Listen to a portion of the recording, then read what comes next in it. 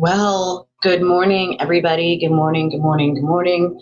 Welcome to Twisted Tragedies, where we follow all the twists and turns wherever they lead. I am your host, Elise, and today is a goddamn Sunday. So I don't care that I woke up to snow outside, in the tune of a couple inches, I'm assuming, and apparently it's not supposed to stop till goddamn 7 o'clock tonight. I felt kind of Christmassy. I did a little, green. You guys probably can't see that it's green. It probably looks more silver on screen, but it's green and red, and it felt like, hey, we're getting in the Christmas spirit today. We're gonna, as everybody hate these baby hairs. Like I have these little flyaway baby hairs that drive me absolutely bonkers. The ones in the back. All you ladies know what I'm talking about. Those baby hairs in the back or on the side like this that are so small they tend to not go into the ponytail. They drive me bananas. Oh, that was nice of you, Wallflower. Well, good morning. Thank you. It would give to Jessie even if she's not here. It'll give to people even if you're not technically in chat and here with the gifted memberships. Don't ask me why. There's literally no rhyme or reason on why YouTube does it the way they do.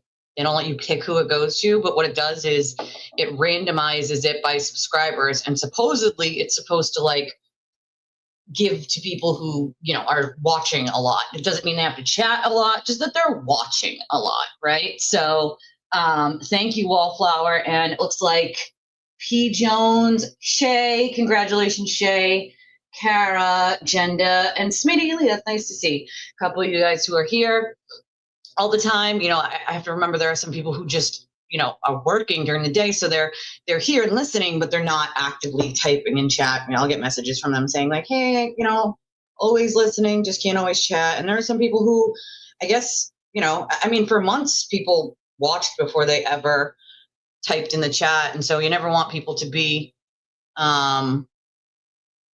wait, your gift membership was not supposed to be up until the 28th of December. I think is it up? That's weird. You'd have to email YouTube and ask them why, because that's weird. I think it goes by 30 days. I believe it goes by 30 days. So if it was like the 28th you got it on, you probably wouldn't have it until maybe the 26th or 25th. But if it's only been a little bit, I suggest emailing YouTube Michelle and being like, hey, what the actual F? Like, what's going on here? Why is my gifted membership not there still as it should be? Because you should have gotten an email from YouTube when you got it, like, hey, you've been gifted a membership for this channel. So I would screenshot that and then send them that and be like, do you care to explain, YouTube? Care to explain? Because that's not cool, man. That's not cool. Hi, Brett. Good morning, everybody. Yeah, go Pats. That's right, Jim. Go Pats. Go Patriots. I woke up this morning and I was like, okay, all right, it's Sunday. I don't care. Cool. All right, snow. Not a fan, but cool. It is what it is. Cool. Cool. Cool.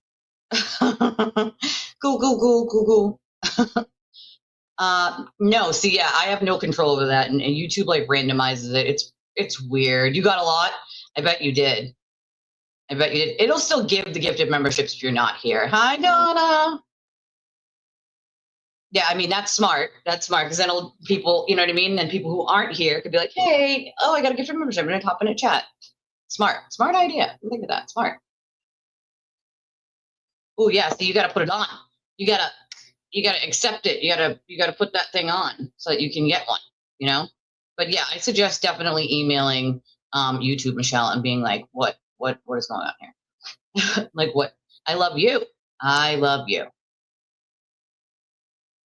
I love you. Okay, so this is a good point, Brett. This is a very good point. I am hearing the whispers of a warrant. I obviously woke up a little late this morning because it's Sunday and I can't So I have not had a chance to go and check with any of my sources to find out if that in fact is true.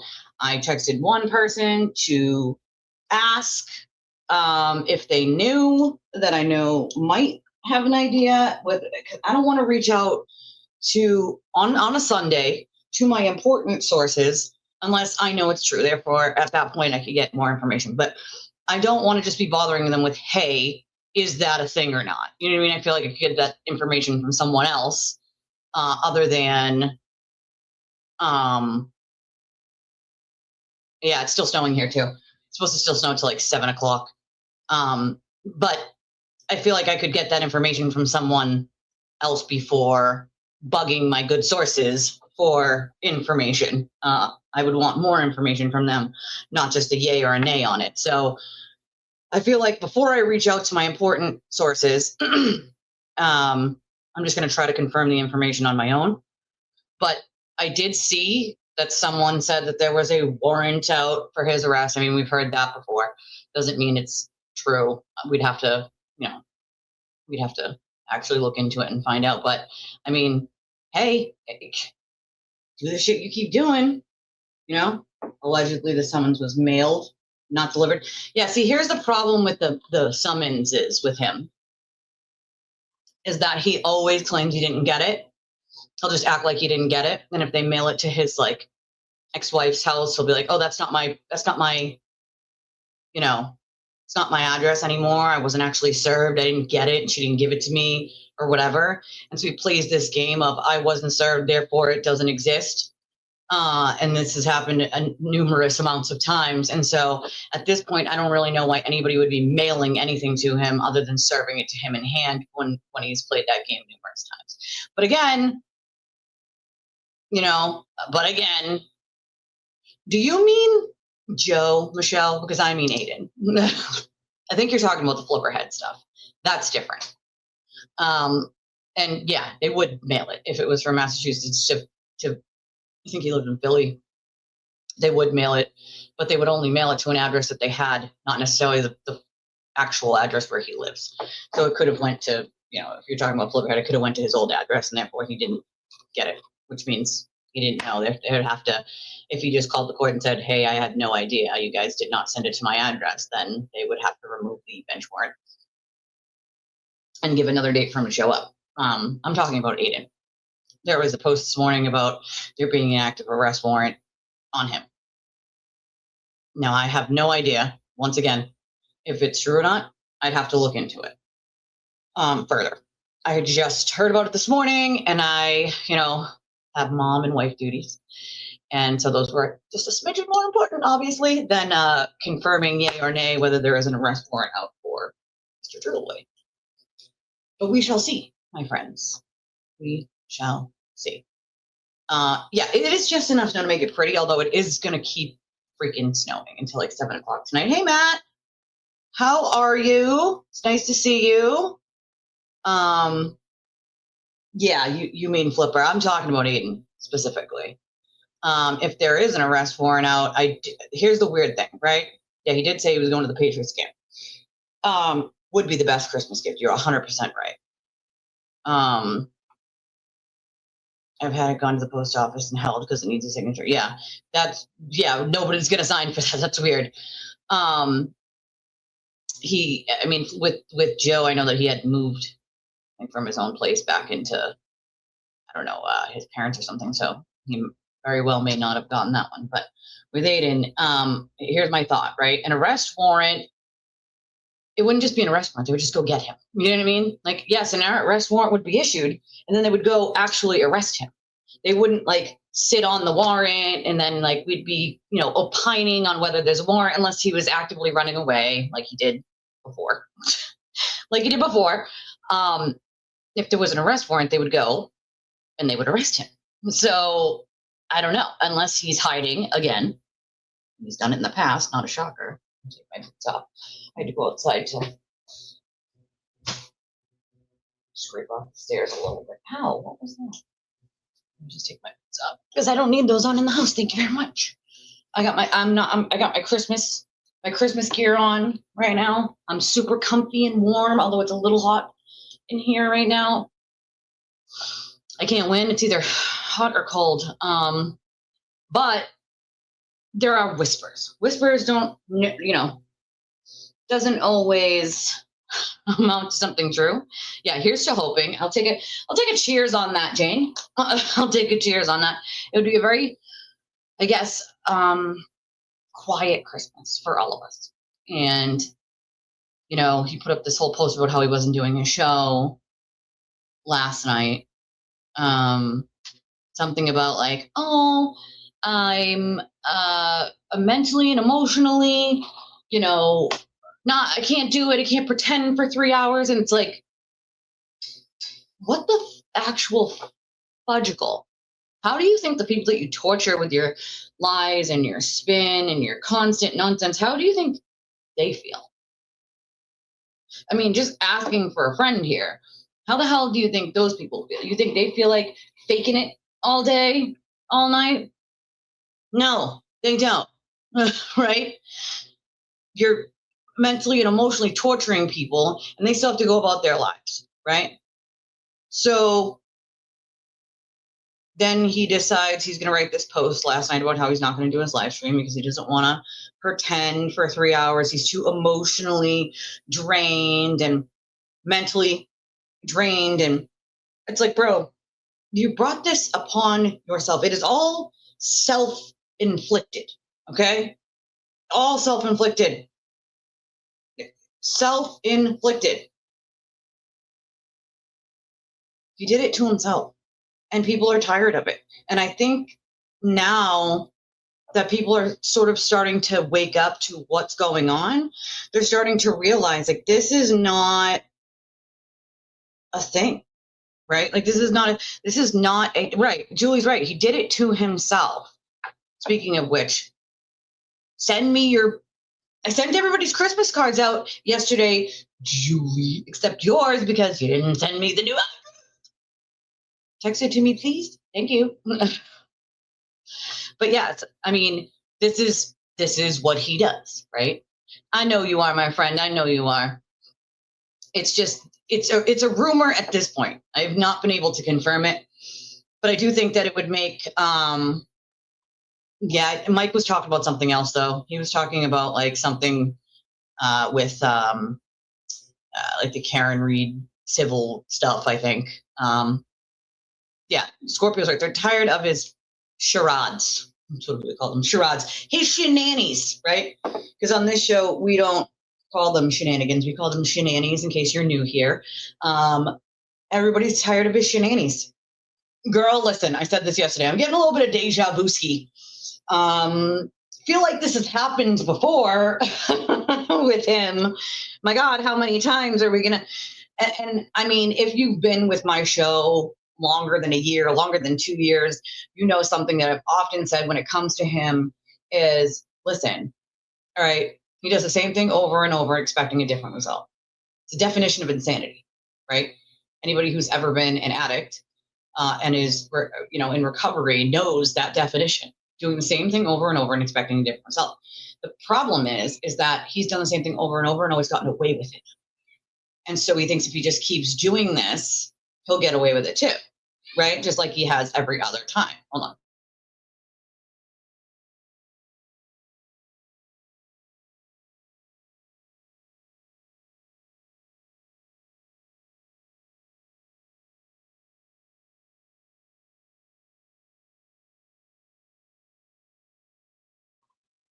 My child is screaming. Like, I'm like, can we stop screaming? She got something taken away from her by dad, and she's screaming, "Give it back!" No, not give it back. Girl, stop screaming. Stop screaming, for the love of God.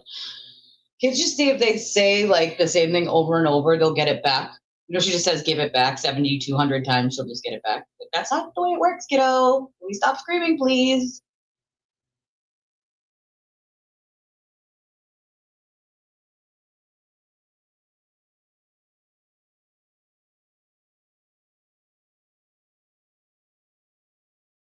That's a damn good question. There would have to be a complainant, right?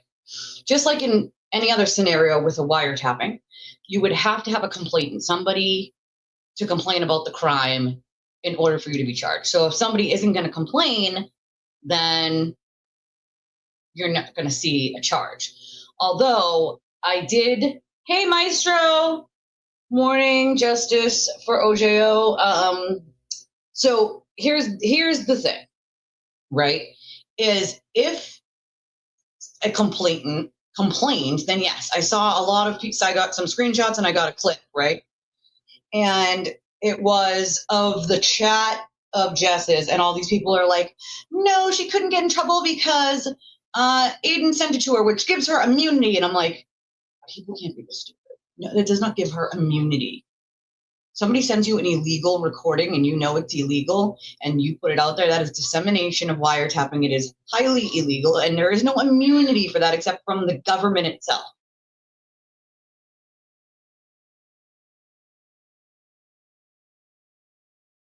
Literally.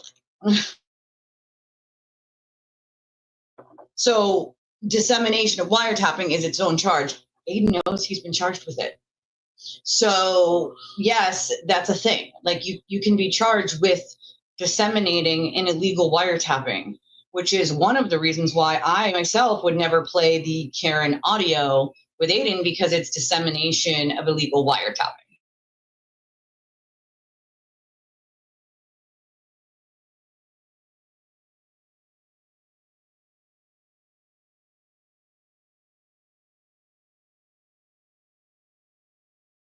My child's not giving up on asking, give it to me, give it to me, give it to me. It was taken away from you because you're not allowed to have it.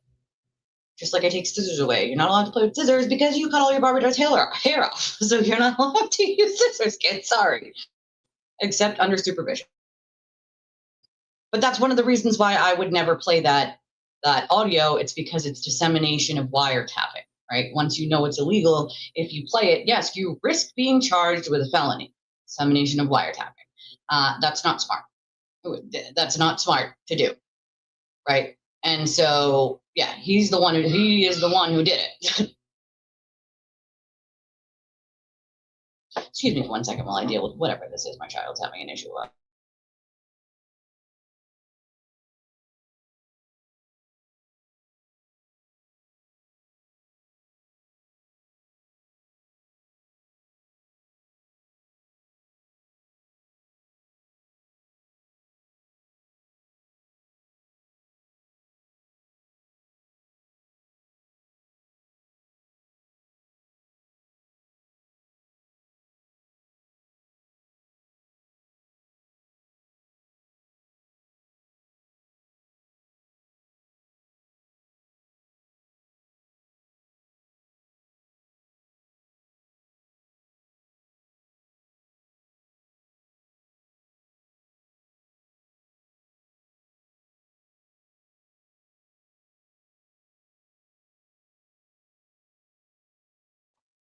Okay, sorry. My child's mad. She had the phone taken away from her because she was asked to stop doing something 17 times. And as you know, kids, when they don't listen, it gets taken away. Dad took it away. She doesn't like the result of that.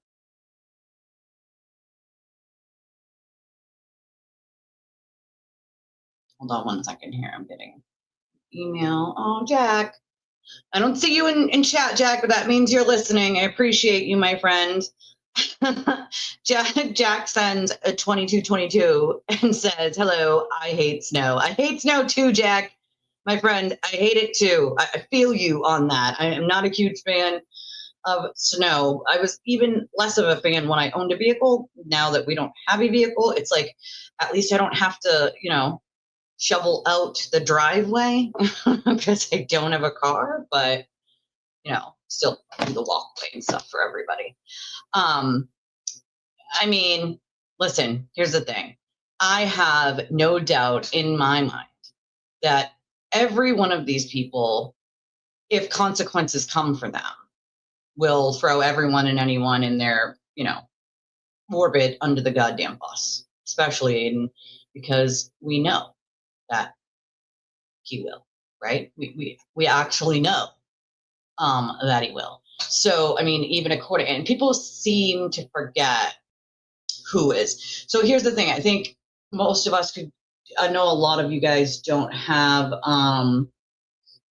X, but a lot of our information, funny enough, actually comes from Meredith's public posts that she makes on Twitter with the receipts that she's dropping. And we were told the other day that he had went to the police numerous times in the last week to try to have her charged. And then we were given the email that he wrote to the police about why he wants her charged, right?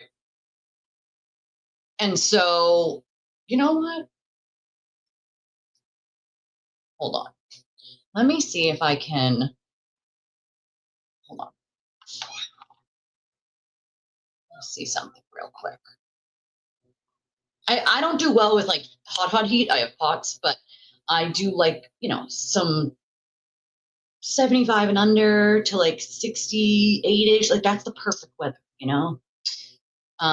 didn't end his show, but he didn't have one last night because he was crying and whining about not being able to mentally and emotionally deal with it. Well, what does he think happens to every other person he lies about and spreads misinformation about in order to hide his own bad behavior? I mean, Meredith isn't the first person and probably won't be the last person where he just feeds people his, version of events while taking out everything that he said or did, which changes the entire context of everything, right? He doesn't want people to know anything he said or did or the actions he took behind closed doors. So he conveniently leaves all of those pieces to the puzzle out, right? And so for me, it's like he's a hypocrite, right? He is a freaking hypocrite.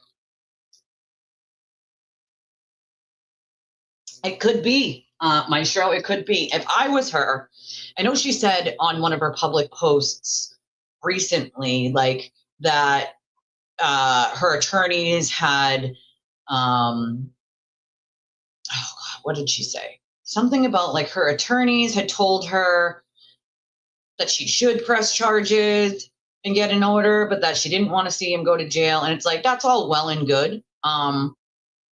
But as we all know, he's never going to stop really until he's there, It could be both things at once, So he just didn't have his show last night because he said he doesn't have the mental and emotional wherewithal to sit there for 3 hours and fake it. But I say to that, you fake it every goddamn night, sir, and never have a problem looking into that camera and blatantly lying to your audience about numerous things. So what's the big deal now? Why not now? Why not? Can't you do a 3-hour live stream lying like you normally do? Now, why was last night such a big problem for him to do? A lot of the times what we've seen in the past with him is that he will cancel a show if he's going to see another woman or if he's going to do something he doesn't want people to know about, or see somebody he doesn't want people to know about, is when he will cancel them. So, I mean, is it that? Is it that, I don't know, maybe one of his, that's a good deduction. Maybe one of his attorneys dropped him. Well, no, I don't think so because he's a cash cow, right? That's a really good point, LTG. Why did she want it out there if she was going to go to the cops with it? It's kind of weird. Why would you want it released if that was the case? And also, she knew it existed for all that time. So that's, to me, it's a little strange unless someone's pushing her to go get those charges. And gee, I don't know, it happened on the same night that the YouTube presentation happened. So I'm guessing that she was sort of told like, hey, you need to do this, this, and this, and that's what happened.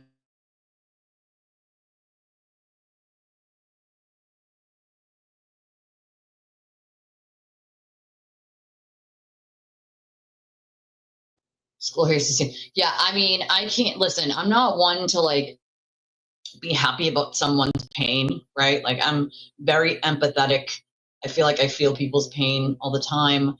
But with this, I'm not gonna lie. Not going to lie and pretend that it doesn't give me a little bit of joy because all of the people he has harmed relentlessly and not really giving a shit what he's done to hurt them. I don't care what he's done to hurt anyone in any way. Look how far he went with Jen O'Donnell. Jen was saying, like, listen, I'm on the verge of wanting to harm myself. Please stop. Please leave me alone. And all because of what? Because she brought up a very valid point about somebody in the Free Karen Read atmosphere close to Karen that was doing some inappropriate stuff that she thought he should talk about, which if you're the quote leader, yeah, you should. You should probably address it, right? And then, of course, he was like, well, I don't give a shit. I don't care. And it's like that kind of attitude. You don't care. It's supposed to be your community, your quote movement, and you don't care. I mean, it's fucking weird, right? He didn't care because it was going to affect his income in some way, or he thought that Karen might get mad at him and that would affect his income. Any normal person would have been like, whoa, whoa, whoa.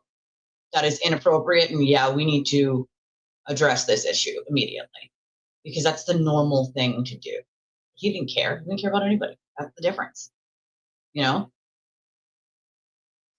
Well, I have an answer to that. And I've posted on X, I think it was the day after that audio was posted, I had written on Jess's post about it. And I was like, so basically you just did this as cover for Aiden as a distraction. And her response was, yep, there's no gotcha like you seem to think there is. That's exactly it. Oh, okay, cool, thanks. Appreciate it. And so then weirdly, she started to pretend that's not why she did it. Weird, huh? So I have reposted those on X in comments. Like, here it is. Here's the actual proof back then that she absolutely knew what the fuck she was doing and why she was doing it. And again, this happened, I think, in February, April. I don't know, like way sooner. It was all used as sort of a ploy to like deflect off of what Aiden did at the time. And I think running back to Aiden was a stupid decision on Flip's behalf. If he doesn't think that Aiden will stomp all over him again and again and again, well, he's got another thing coming. That's absolutely what he will do. You know? Aiden wanted Flip to back him up. He wouldn't. Flip got shamed, and now he's backing Aiden again. Mission accomplished. Well, that's exactly what happens. But that's exactly what happens. We've seen this over and over and over and over again. It's deplorable, but we see it over and over again. I could never be like, yeah, cool, we're cool now. We're buddies. I mean, he's not a trustworthy person. He's a selfish person, right? And he doesn't care about any of these people. He just wants them to do what he wants them to do under his control. So whatever he's got to do to get them to do that, whatever deal he's got to make, he will. You know? Oh, I 100% agree. If it's going to be her or him, it's probably going to be him. You know? And that's the thing. You should always protect yourself before anyone else. Definitely say something. And it's like, if I was her at this point, right? And from what I see publicly, because I don't, from people that I know, but from what I see publicly, she had said something along the lines of like, yeah, her attorneys had said like, you should get an order and you should press charges. And she said something along the lines of like, she didn't want to see him in jail. And it's like, I can understand that. I can understand that. But at the same time, what the hell is going on with the nonsense? He's not going to stop, right? He's just not going to stop. So there was some other things I wanted to get to actually before I started, like with him. I have a list of things that we really need to go over today. 2 that were at the top of my list though. And I know I'm behind in the comments. So you guys are going to have to give me a minute. I'm sorry. I stopped them on my screen because they were coming in too fast. Is this...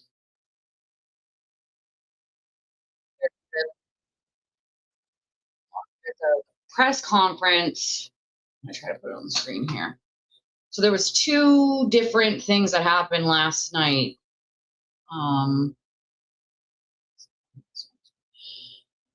You may not or may be a fan of John DePetro, but he's playing the news conference right now. He's for the Brown. So at the college, which isn't far from where I live. It's in Rhode Island. It's about half hour from where I live. There was a mass shooting, but it doesn't end there. There was another mass shooting, I got told, in Australia last night, well, I think it was this morning, I believe, because our times are different. And multiple people in both instances passed away. There was a lot of wounded, a lot of people that died. And my friend lives about 2 miles from the one in Brown. And, you know, they hadn't given the all clear last night. And I'm like, don't go out. Don't go out until they give the all clear, whether they've got someone, whether they don't got someone. Like they haven't given the all clear yet. So don't do anything until, you know, they give the all clear. I don't know what would make someone want to be this evil. I really don't. But we've talked about this before, you know, I covered true crime, but I mean, mass shootings are a problem, and clearly not just in our country, I guess. But why is it so easy for someone to take a life is what I want to know.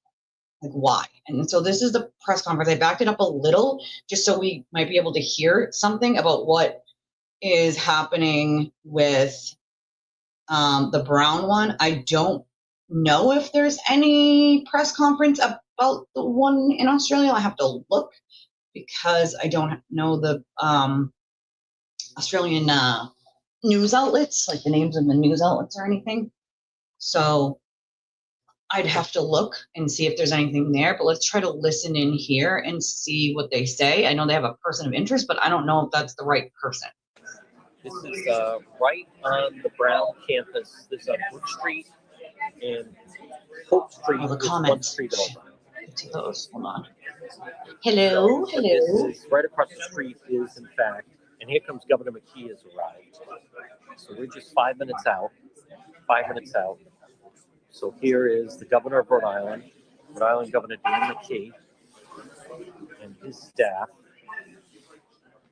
The governor has been in touch and spoken with President Trump.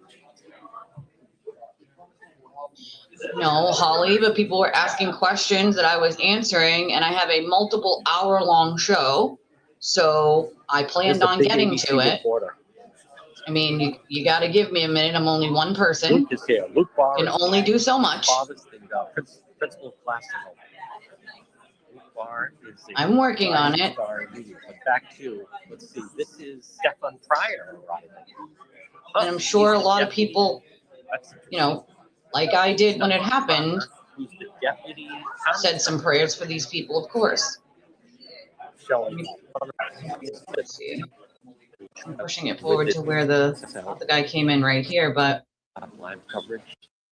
We'll give an update as well. At this time, we have no update to share on the investigation. It is ongoing. There's oh my God, I did see that. Yeah. That we've hit any roadblocks, other than to say that we are doing what we know how to do in cooperation with our law enforcement partners to ensure that we adequately, thoroughly investigate the situation. And when we are ready to make a further announcement, we will do so. We know there's some information circulating, but we will not share any information that might compromise our investigation or future charges. So at this time, we have no. Yeah, Bondi Beach, thank you. With respect to the investigation. Next, it's clear that our community is still in shock. I do super chats, yeah. I mean, they're in the thing. The initial phase of the investigation has made some progress. We're turning our attention to caring for our neighbors, both the Brown community, the broader Providence community, and truly all of Rhode Island. The city of Providence has stood up a website. Dude, I can only, you know, I'm one person. I can only go so fast here. Trying to answer questions and get to what I'm trying to get to on the other screens here. I'm just one person. Healthcare, what to do in the event of trauma, how to help talk about events like this with your kids, to try to help families, neighbors, community members start to understand how to process that which has been so difficult for us. Finally, the Providence City Council, who've been excellent partners, and again, we're joined by leaders from the City Council, including the councilman for this area, Councilman John Gonsalves, is inviting the Providence community and really anyone who'd like to join us tonight at 5 p.m. Lippet Park, where there had been a previous plan to light a Christmas tree and to light a menorah for the first Yeah, I'm gonna clear that up night of in Hanukkah. a couple minutes, Maestro. And for those who know at least a little bit of the Hanukkah story, it is quite clear that if we can come together as a community and Definitely shine a not. little bit of light tonight, Thank there's you, nothing Donna. better that we could be doing as a community. And so please know you're all invited to Lippet Park tonight at 5 o'clock. Lippet Park is at 1008 Hope Street. And all are welcome. Certainly Providence Police and other folks will be on hand to make sure that we are all can be in community without any concerns tonight.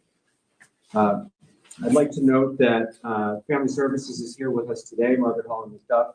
She is one of those community resources that has become available. I'd like to also acknowledge that the United Way of Rhode Island and their 211 system has been helping. And leaders from the Nonviolence Institute have been assisting.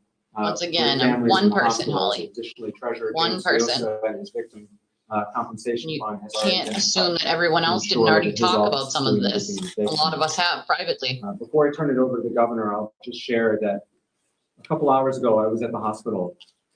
I know President Paxton has been several times, but I had a chance to meet with a few victims and their families. And while they are receiving excellent medical care, and I want to thank the professionals at Brown Health and Rhode Island Hospital, the professionalism, these folks, just like our law enforcement professionals, have been up all night working, but the level of care and professionalism that they are exhibiting is extraordinary. These survivors are receiving excellent care, and the resilience that these survivors showed and shared with me is frankly pretty overwhelming. It pales in comparison what they've gone through for the rest of us here. We're all saddened, scared, and tired, but what they've been through is something entirely different, and yet they showed courage and hope and gratitude for how this community has stood up for them and how the healthcare providers cared for them. A couple of the family members who I had a chance to speak with are so grateful for what they've seen and heard of the outpouring of support from this community. And so I want to relay that to all of you, that they're watching what's happening also. And their healing is improved based upon all of the positivity and love and care that they've seen from not just the Rhode Island community, but frankly, the national community. And so thank you. Governor McKee has been an incredible partner through all of this. And I'm grateful for his leadership and the compassion that he's shown and the relentless focus he's had on those individuals who are recovering in the hospital right now. And I'd like to invite the governor to say a few words. Today, Brown students and the community is suffering and they're in pain. So please let the President and the Brown community know that we stand with you. As we start this second day of this tragedy, I do feel as though it's important to really point out Mayor Smiley and his team, first responders, state police and our federal partners, Brown University, the staff at the hospital, as they help. While a suspect has been detained, our work as a state is not over. As governor, I'm committing to the city and to Brown and the broader community that has been impacted by this to make sure everyone who needs assistance, mental health assistance, can access them. Last night, we activated the state's trauma response team to help coordinate mental health resources with all partners. And to everyone in the nation, because this is a national event. I've had calls, like I said, personal calls with Hawaii, dad that has a freshman at Brown University. Only one person, man, one person. To everybody out there in the country, please send your prayers here to Rhode Island. To all Rhode Islanders, let's do what we do best. So Let's they have stand someone in by and custody for support that. our neighbors when they most need it. And we stand ready to do exactly that. Thank you, Governor. I'd like to invite Senator Jack Reed to say a few words on behalf of the congressional delegation. Okay, so, I mean, that's the information as it is, which is you have someone in custody. It's unfortunate, but there are many dead between the two things that happened and many wounded. And it's unfortunate. I hate to see it. And I think someone else said it, you read it almost about once a week, and that's like really sad. It's awful. This is not something that anybody likes to see or hear, but yeah, you gotta, I try to go with the flow of the show. And at the same time, make sure I get to all of the topics that I want to get to, right? So just because I don't talk about it the very first, 10 minutes of the show doesn't mean that I'm not planning on getting to it, right? This was something important on my list of things to talk about today, because there are many families going through hell right now and won't have a loved one at the table for Christmas. And that is horrible. Absolutely horrible. 10 dead in Bondi, shooter disarmed by a bystander, which is really good. 12 injured. That's horrible. I'm not a news station, but I do cover stuff like this just because it's sad, and it's, I want the victims' families, at least, even if they don't watch me, maybe one day they fall upon it and they know that someone, gave a shit. I give a shit, right? I do. But it was definitely hard to not say something, but I just wanted to get to it at some point. So, you guys got to remember that I'm just one person, I am just one person. I can only go so fast when it comes to this stuff. I have a flow that I go with.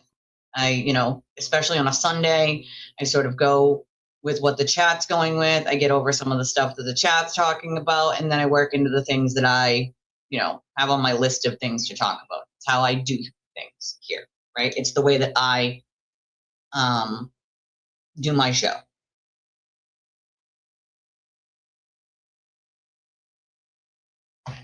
Okay. Yeah, I get it. All right. Back to me figuring out. Okay, let me get this. Hold on. Hold on. And that's another thing you guys have to remember. I'm on like multiple screens, pulling up things that I'm, going to be talking about, or things that I want to talk about while I'm actively talking to you guys about things. And that's part of, running a stream. So let's remember that I am only one human, y'all. I am only one human. I can only do so much at once. Yeah, that guy's a hero. That guy's a freaking hero. The bystander. Good for him. They have definitely stricter gun control than we have here. That's for sure. All right.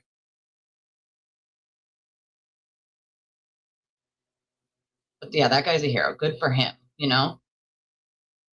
I mean, I get it, dude. I'm stressed. I'm stressed too. I'm stressed. I get it. Believe me, I totally understand it. I'm a stressed human, especially around Christmas time. I got 3 kids' birthdays and 3 kids for Christmas, all in one clusterfuck of 3 weeks to a month. And thankfully we just did the last one's birthday 4 days ago, but like now I have to do Christmas and figure out how that's going to operate, and that's stressful for pretty much everyone, pretty much every freaking one on planet Earth.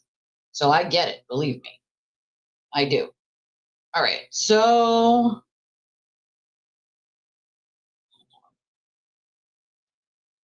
I'm seeing,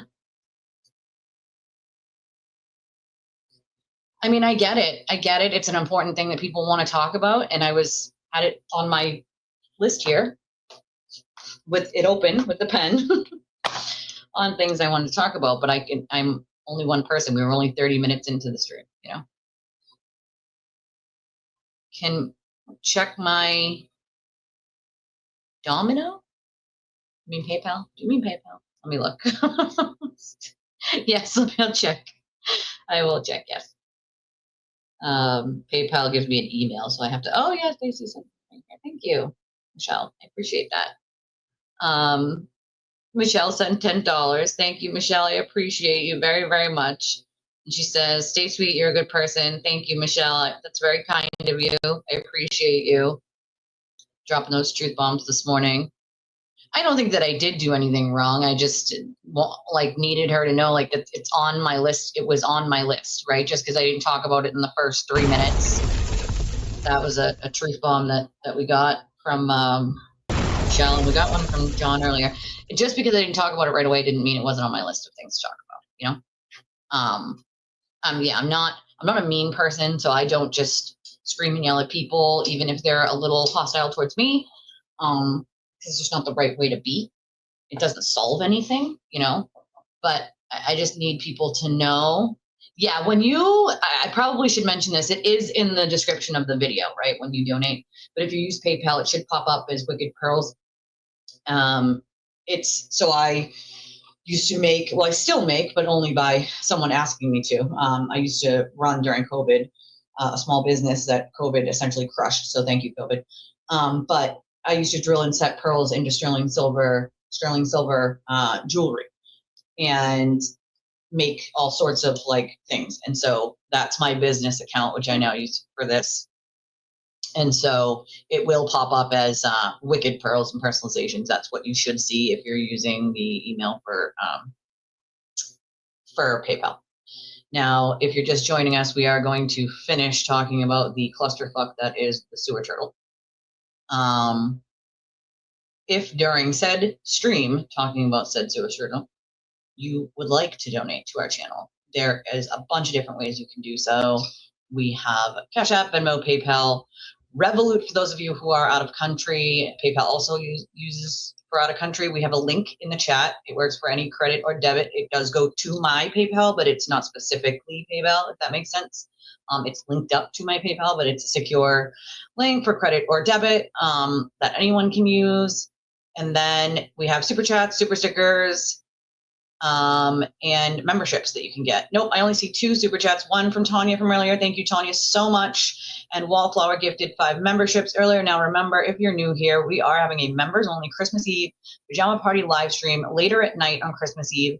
So if that is something that you're going to find fun because you're, you know, a parent at night and you're going to be wrapping presents, so are we. Don't worry.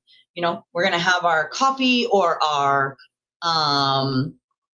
you know, champagne or our whatever you drink, right? And we're gonna put our PJs on and we're gonna wrap presents and we're gonna just chill. We're gonna have a little Christmas Eve party, but it is members only, so make sure that you do get your membership before that happens. That way you can be there. I mean, essentially you could technically buy the membership that night while the stream is happening. It'll say like members only and you could purchase it then.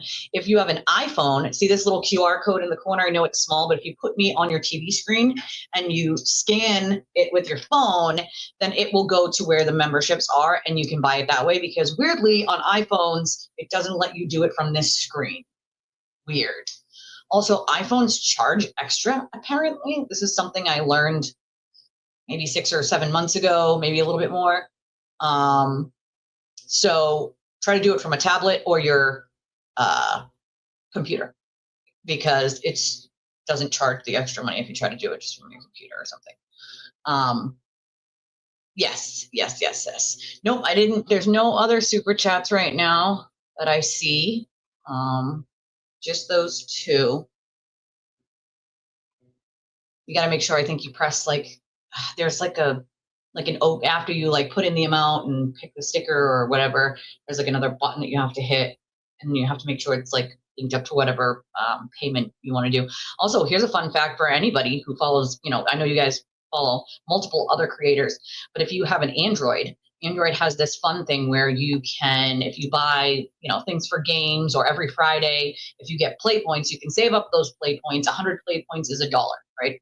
So you can turn those play points, say you have 1,000 play points, that's $10. You can go into your, you know, play thing and exchange them for Google Play money. And your Google Play money can actually be used to super chat or super sticker any creator of your choice. So that's a cool little thing from your Android devices that you can do. Does it say pending though? Because it's not, it'll pop up right away. You'll see it right on the screen. Right? Give me any. It'll pop up right on the screen. Like right as you do it, it should pop right up on the screen. You should see it. We would all, like, we'll all see it. Like it'll pop right up. Yeah, so maybe it didn't work. But once you do it, it'll pop right up on that screen for you. You'll see it right away. Everyone will see it. It pops right up. All right, so let me move over to this. All right, so speaking of the whole Meredith had access to my stuff. See, the problem that I have with that is Stuart Turtle has a real bad habit of screenshotting things, sending them to people, multiple people, and forgetting and not remembering who he sent it to. And then some of those people getting consciences and sending them to other people, so on and so forth. This is something he's been doing for 10 years. This is not new. It wasn't, only now or only during the Karen case. This is something he's been doing long before any of this ever existed. It's something he likes to do. So the problem I have is she hasn't talked to him in months, and yet still we have this screenshot from Betero, his attorney, yelling at him essentially about the Ghetto Mellow account, right? And you guys heard of the Ghetto Mellow account, right? Like that was something that we talked about the other day. And I will show you guys. I think it's, you can get the points every Friday up until I think Sunday or whatever. You can press the button and it'll give you automatic play points. There's like a thing every week it does, but you can get play points by like buying a game, like you spend $5 or something on a game. It gives you play points. You know what I mean? Oh, you're totally welcome. You were randomly chosen. That was Wallflower. So you can say thank you to Wallflower. She gifted 5 memberships earlier and you happened to grab one. You see that, Wallflower? See what happened? They come in and that was nice. That was very nice. So I'm going to show you guys the play point thing is if say you play games on your Android, every time you buy something for one of the games, it gives you play points just for purchasing something for your game. Or if you purchase something through the Google Play, like a book or whatever, it gives you play points. And then there's actually like an app where you can fill out surveys. It'll give you play points. I kid you not. But let me show you this thing. Hey, Roberta, it's nice to see you. Oh, so the email just happened. So the email just happened. I will show you guys the email of his attorney, Betero, who was very upset about the Ghetto Mellow account. He was none too happy that Aiden said what he said to him. Well, if you're new, you said you're new here, right? I've been doing this for 2 years. I've been warning people for 2 years. Roberta knows this, right? So here's the thing. I've been covering and trying to warn people about his behavior and the way he goes after people and the lies that he tells and the way that he operates for 2+ years, okay? And because he told the world I'm bad, right? Because I didn't lie for him and he got really mad about that. No one listened. No one listened, right? And so it's like, I was talking about this the other day. I think Lana from Truth and Transparency did a video, right? And everybody's like, oh my God, that woke me up. Oh my God, I did the exact same video with the exact same screenshots and the exact same information just weeks ago. Weeks ago, okay? Which is probably where most people got some of that information from that got passed along to her, right? So that's probably smart. Go out, come back in. That might be why. That might be why, because it's like doing some weird error thing. Or refresh your browser. Sometimes that helps. Hey, Shay. So I've been warning people for quite some time, right? I've gotten the pile on. I get pile on still to this day. It's been 2.5 years and I get piled on. So the stuff that I get, people send me emails, text messages, like it's insane. It's like we're like sometimes you have to ask yourself, is this real life? These people are willing to go this length of like criminal behavior for him because he whines and says that everyone else is bad. I mean, wake up. Even some of the people who are still defending him now, I'm like, what? Yeah, they're real. So the emails are real. I'm going to show them to you guys. So he had that Ghetto Mellow account, right? The Ghetto Mellow account was an account that he made to sort of troll, just like many of the other ones. I've played that before. I've played that animation. Well, you know, this is probably why he decided he was going to, you know, bow out last night. But it's like, what does he think happens to every person he lies about and sends his minions after? That's what happens. The exact same thing happens, except they deal with it a lot harder than that, right? Thousands of people that are spreading lies about you on the internet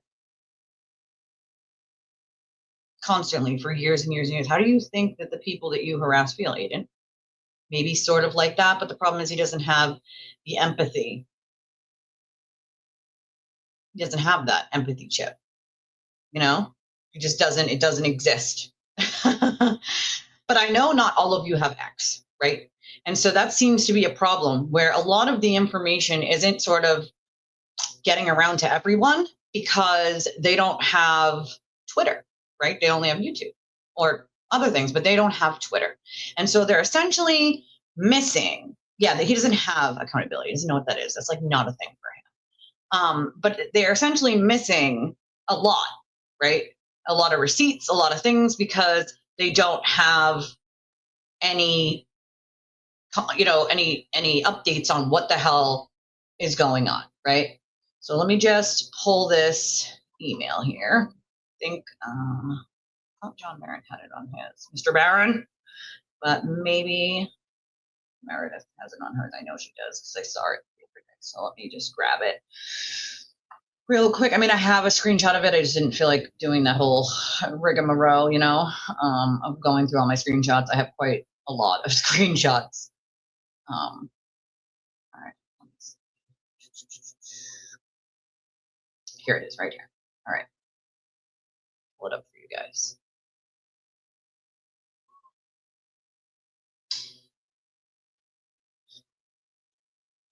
Yes, the answer to that, Miss J, and thank you for your super chat. I appreciate it, and I'm glad. Thank you for figuring it out for me. We're a very small show, so any and all donations that come into the show, we very much appreciate. We are not, we don't get, you know, TV level or just Machado even level of the, because we don't simp for people and jump on bandwagons, so we don't often get a ton of donations. It's just not, you know. You got it, Mandolin. You got it, my friend. All right, so let me pull this up for you guys, right? I'm trying to do 100 things at once. I apologize. If I get off track, you guys have to just like rear me back, right? There's, you know, 700 of you, 750 of you watching at the moment, and 573 of you are on X. And so I'm trying to bring the, you know, some of you, most of you, the 573 of you on X have seen this, right? But the people on YouTube that don't have it have not. All right, let me see if I can blow it. I don't think I can blow it up any bigger, though. Shiitake. Nope, it won't let me. God damn it. All right, well, this is what it says, right? All right. Proof positive because of his own problems. How embarrassing. Imagine it. Yeah. Well, this isn't the first time either, right?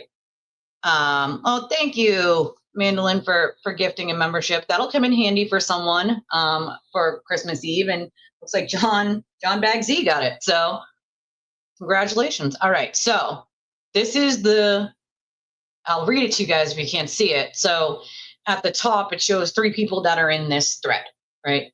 Aiden, Tim Bradle, and Mark Bettero. And well, besides Aiden, so and Olivia, okay? And it cuts off at the top here, but it's Mark Bettero, and he says, ridiculous, you've made me look with this ghetto mellow nonsense. And with Meredith having access to our privileged communications and you constantly trying to have her listen to our communications or attend privileged meetings. And then Mark Bettero, it looks like maybe the next day, or maybe just a different time because it says today at 7:03 p.m., says in this thread, and he's clearly speaking to Tim Bradle here, he says, apparently Peter finds it fascinating that you helped Jean get an attorney, as if that is some nefarious bombshell. Well, here's the thing, Mr. Betterow and Mr. Bradle. You cannot promise inducements to people to commit what we call, in the legal world, since you guys are attorneys, I'm assuming that you should know all of this, right? Like when you get up and you put your hand up as a witness, you swear that you're telling the truth, right?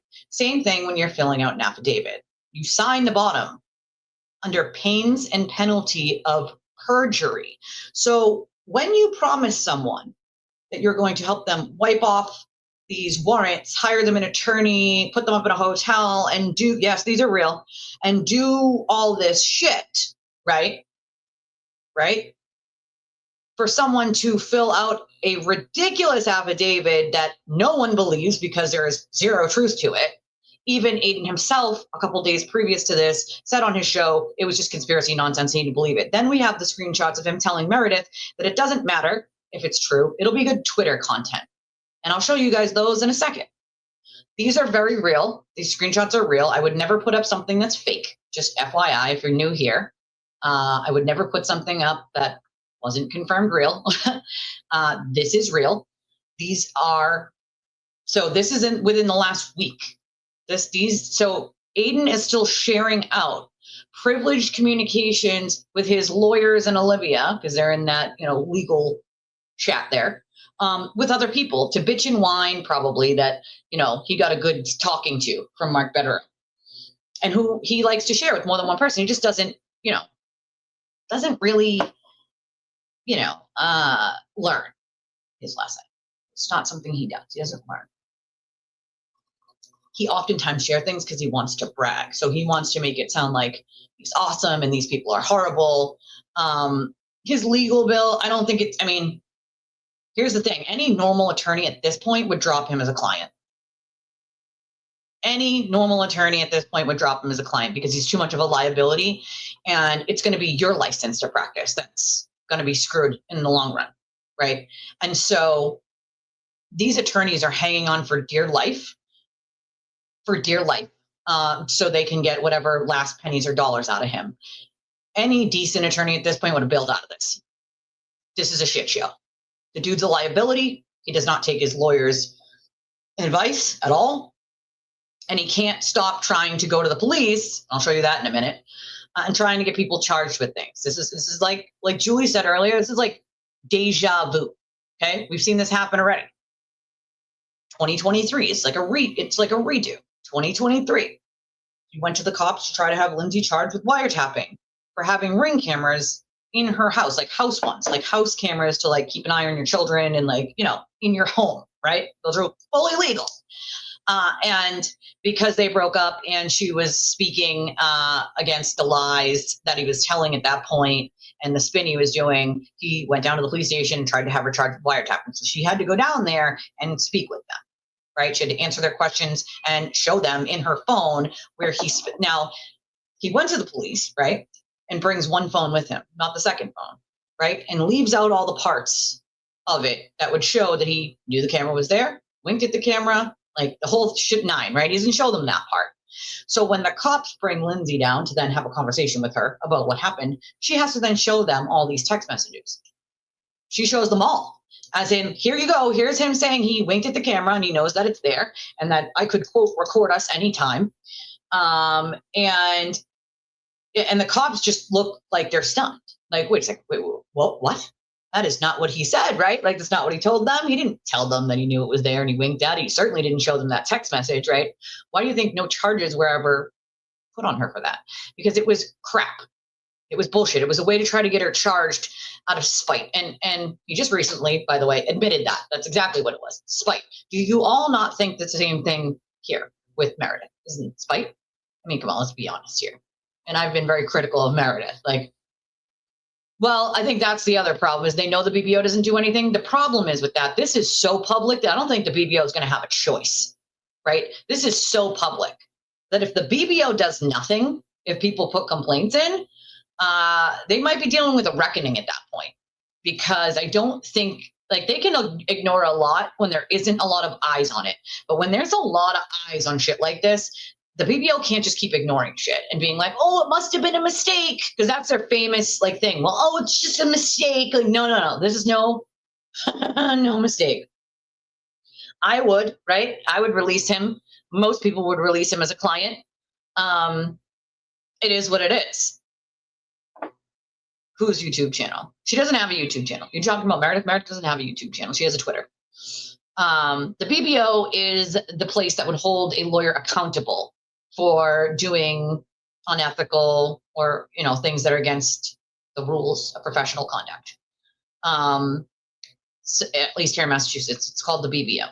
So it's the Bar Board of Overseers. It's run by other attorneys, though. And so the problem with that is that oftentimes these other attorneys let these bad attorneys get away with bad behavior because the people on the BBO board are attorneys. You're welcome. So now let me share with you, let me take this down. Now let me share with you this complaint that's email that he sends to the police on how he wants Meredith charged. Okay.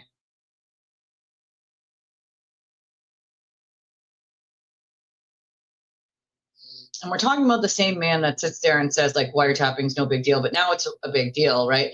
He's the opposite. He's a hypocrite. Everything is the opposite of what actually, happens. So let me pull up this police report here, or this actual, it's not a police report. It's an email he sent the police, but nonetheless, it's on the same lines. Okay, let me see. Let me get it. It's around here somewhere.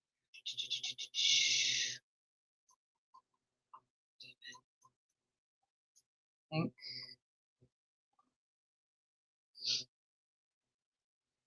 Wait, she has a YouTube now? Hold on. I'm confused.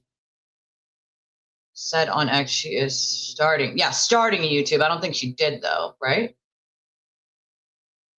She referenced the woman. Yeah, oh, that's a true crime creator, that lady. I think she's talking about. Crep does need to hurry up on the phones. I agree.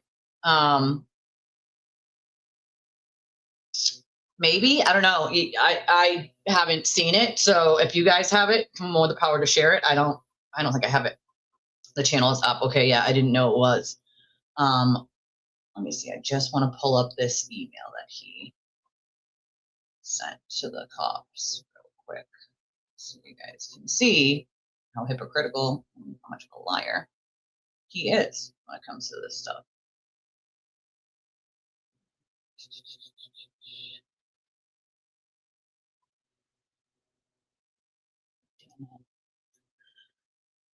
Sometimes I feel like I don't save things in time so that they're in order, and I apologize for that. I'm working on being better at that.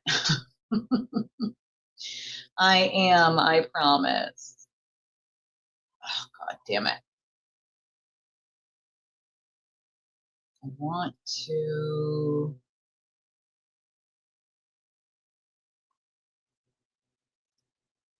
Maybe it was Chris that had it up. I think it was.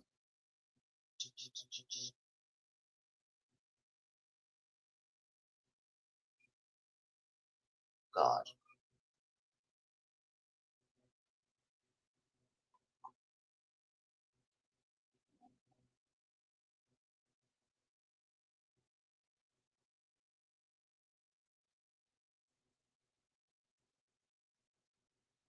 Yeah, that's the Twitter. Oh, she named it the same? I'm confused. She named it the same as the Twitter? All right, there's the... Oh, here it is. Found it. Boom. All right, pulling it up now for you. Thank you, Kimberly. I'm trying to be festive. I got some, I know it doesn't look green to you guys, but it is a light sort of green. And red. I was feeling kind of festive today. I was feeling kind of festive. It's Sunday, and I'm not like gonna do anything crazy with my hair. We're just gonna leave it up at a mama. Because I'm a mom and it's Sunday. Okay, so pulling this up now for you guys. This is the email that he wrote to the police.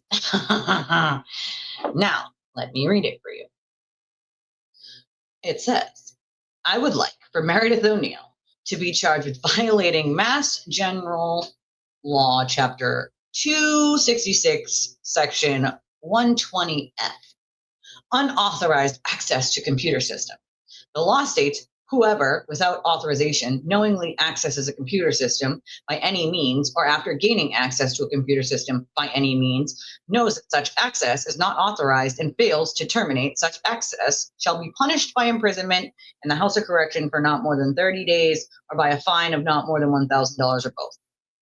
Meredith took 2 devices that were not hers, the hard drive containing my phone extraction and my Apple Watch, which she was hooked up to my phone. She accessed both of them without permission from me. She copied data secretly. She did so while I was not at home and another time while I was in the shower, proving lack of consent. Now, we know that that part's a lie, right? And why do we know that that part's a lie? Well, Meredith put out screenshots showing Aiden asking her to take the extraction because he could not figure out how to open it and open it up for him, and to get certain things out of it. And so she sends him a text message back and says, okay, cool, I am putting it on my mother's computer. She opens it up on her mother's computer for him, right? And boom, opens it up, opens up the extraction. Then she posts the receipts of him telling her to do this, right? So clearly it was not without authorization and it was not without access because you gave it to her to open for you because you, like a boomer, couldn't figure out how to fucking do it. Someone who runs a show couldn't figure out how to open a goddamn file, right? So that's not without access, right? Like, come on now, ridiculousness. He couldn't have gotten that glory though because he was already representing Aiden. I get your point, but he definitely couldn't have. And if you guys go back to my streams before, the second Federo said that he wanted to be on the team, on Karen's team, and he was already representing Aiden, I said, there's no chance that the court's going to allow that. Those are 2 separate instances. You know, like those are 2 separate instances. Not a thing, right? So I said on my live streams back then, like the court's not going to allow it. That he cannot, like, you have to do the interest of your client, right? And you have 2 separate interests and 2 separate clients, but the clients are entangled in their legal issues, okay? So this is not, you can't take one. What if something comes up in Aiden's case that helps Karen, right? You can't take it from, like, that's the problem. And I knew the court would never allow it, right? And so, of course, we got to the court date and we're watching and I'm like, they're not going to allow it. And boom, the court's like, no, nope. We can't. Denied. You can, there's no way you'd be able to separate the interests of both parties and not intertwine them. And so the court was like, no. All these people were up in arms. Why not? They never say no. This is an instance where any court would have said no. It was very clear that they would have said no. So there was nothing super crazy about the fact that they said no. A lawyer has to have the interest of their client at hand. And what if there's something that Aiden did bad, right, that helps Karen but would hurt Aiden? How is he going to balance those things? You can't, right? That's why the court said no. The court was like, no, and you ethically would not be able to balance those original, right? It's not going to happen. So then he goes on and says, I would like for Meredith O'Neill to be charged with violating Massachusetts General Law, Chapter 266, Section 30, larceny, and Chapter 266, Section 33A, obtaining computer services by fraud or misrepresentation. Miss O'Neill admittedly stole my Apple Watch, lied about having it for 5 months, and used it to remotely read my messages and block women who she suspected of having sexual relations with me. Miss O'Neill also stole electronic data from me, downloaded and took videos of my cell phone extraction, and distributed them to her friend to publish on Twitter. I mean, no offense, but didn't he do that exact same thing to Lindsay? Didn't he take that cell phone extraction and give it to multiple other people and have them release it to the public, but the entire extraction? Oh, that's right, he did. That's right. He did. Ain't nobody support him. He's a piece of human garbage. I'm just pointing out how, much of hypocrisy he is. Like all the Hippocratic bullshit that he says is insane to me. right? But this is the exact same thing he did with Lindsay's extraction. And he told his audience it's like no big deal, right? No big deal. No one should really be in trouble for that, even though it was under impoundment. Like, cool, no problem. I'll just give it to someone else to release. Like, that's his MO, right? Like, that's always been his MO, have someone else do it so he doesn't have his hands dirty. The problem is it had to leave your hands to go to someone else's hands. Absolutely. If he goes back to jail, it's him that puts himself there. None of us have that power. He has that power. Him and him only. He puts himself back in jail. But you guys know the narrative now, right, is if he goes back to jail for Christmas, he's going to be away from his kids and it's all going to be Meredith's fault. No. No. No. Not even a thing. Not even a thing. Wait, sir, I think you're in the wrong place. We're not talking about the Karen Reed case or John O'Keefe right now. And corruption sucks. I think you got lost. Because that's not what we're discussing on this show right now. So, I mean, I think you're lost. See, the one thing that drives me nuts is when people come in here and demand that I speak about that case and talk about what's happening there or what I should or shouldn't say when it comes to the Karen Reed case. And I want to make this very abundantly clear. Not everything is about, Karen Reed. And not everything is about the witnesses, right? Not everything has to be about that case in and itself, right? My show is not about that. That case is over. It has been over. It is done. Everybody knows how I feel about the case. I'm not going to fucking change my mind about the case, but that case is over. That is not what I am discussing. So do not come into my chat and act like I should have to discuss this, or this, and that has to be the topic of discussion every time I discuss what horrible thing he did to the next person. Keep it to your fucking self. Yes, it is part of the reason why. I would guess because these are partly filing false reports, right? Which is a crime, by the way.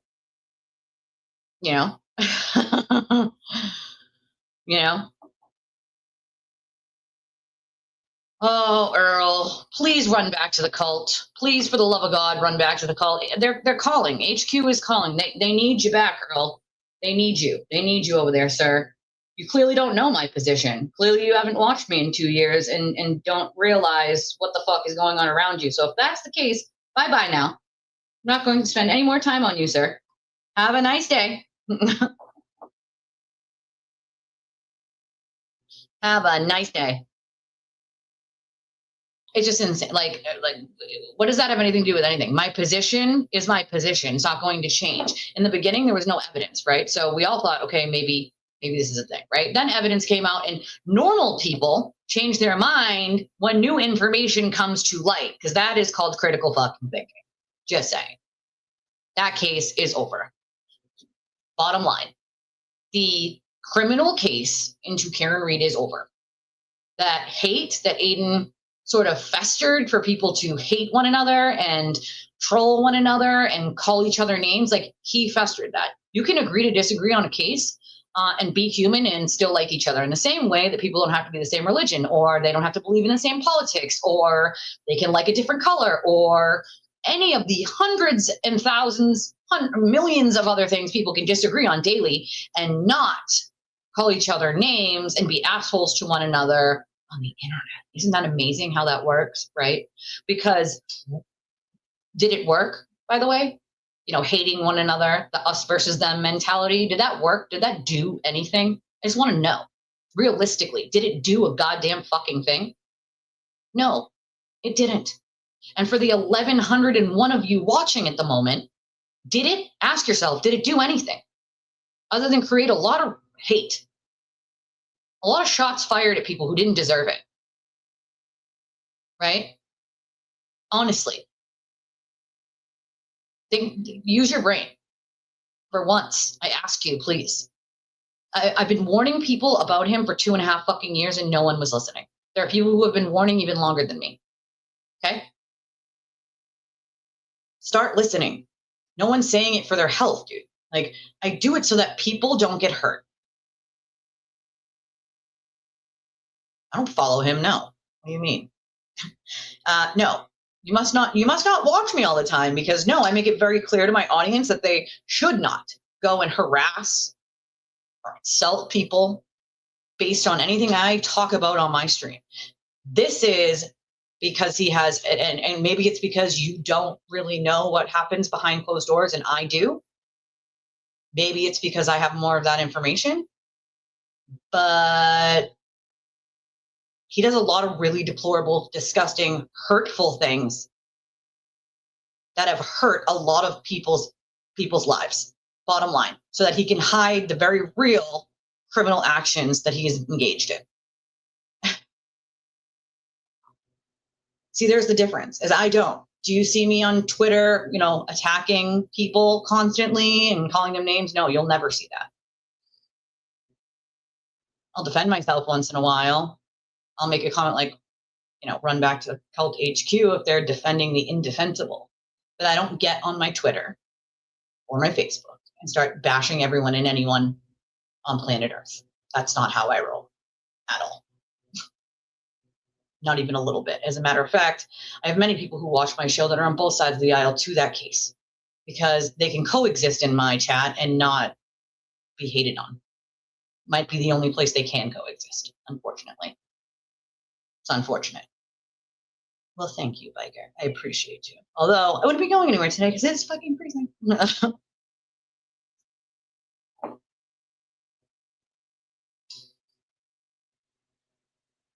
Why was he let go of his teaching position?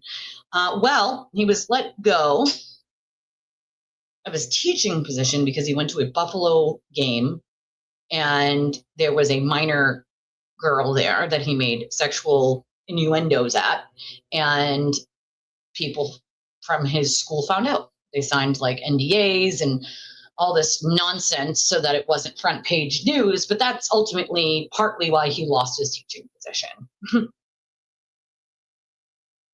Yeah, exactly, Mandolin. Exactly.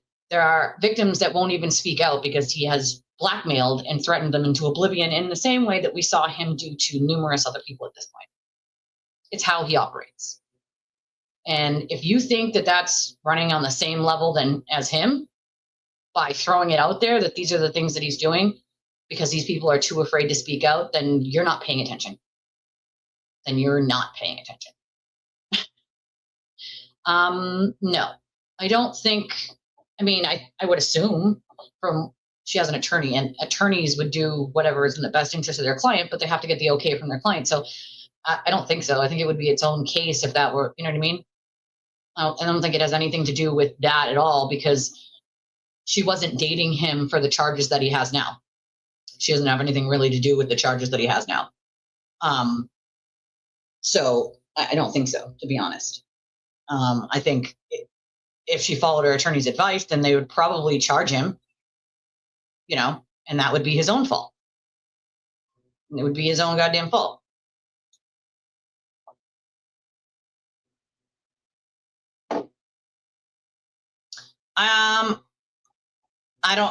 I haven't blocked, so I only get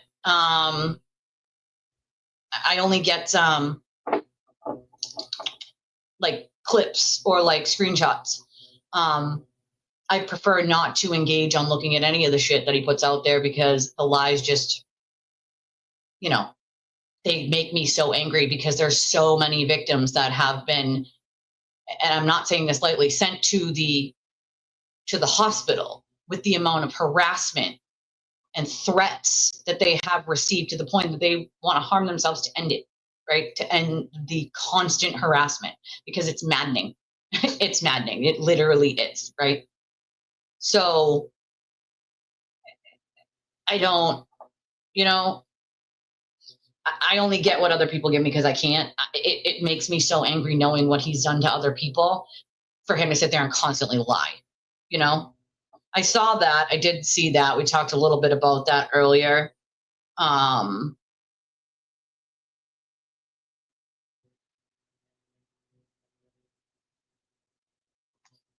There is there's a difference between, we call them mass shootings here, though.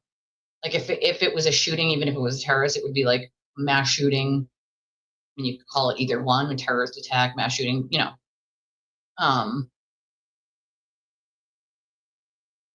I think I just saw clips on Chris's thing too, and I'm on his thing. So let me get through the rest of this thing, and then I'll show you guys a clip that's on there.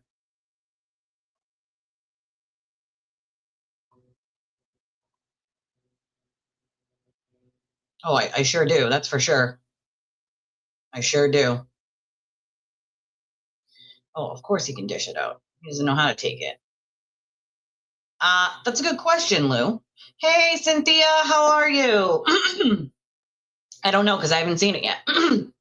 But the rest of this,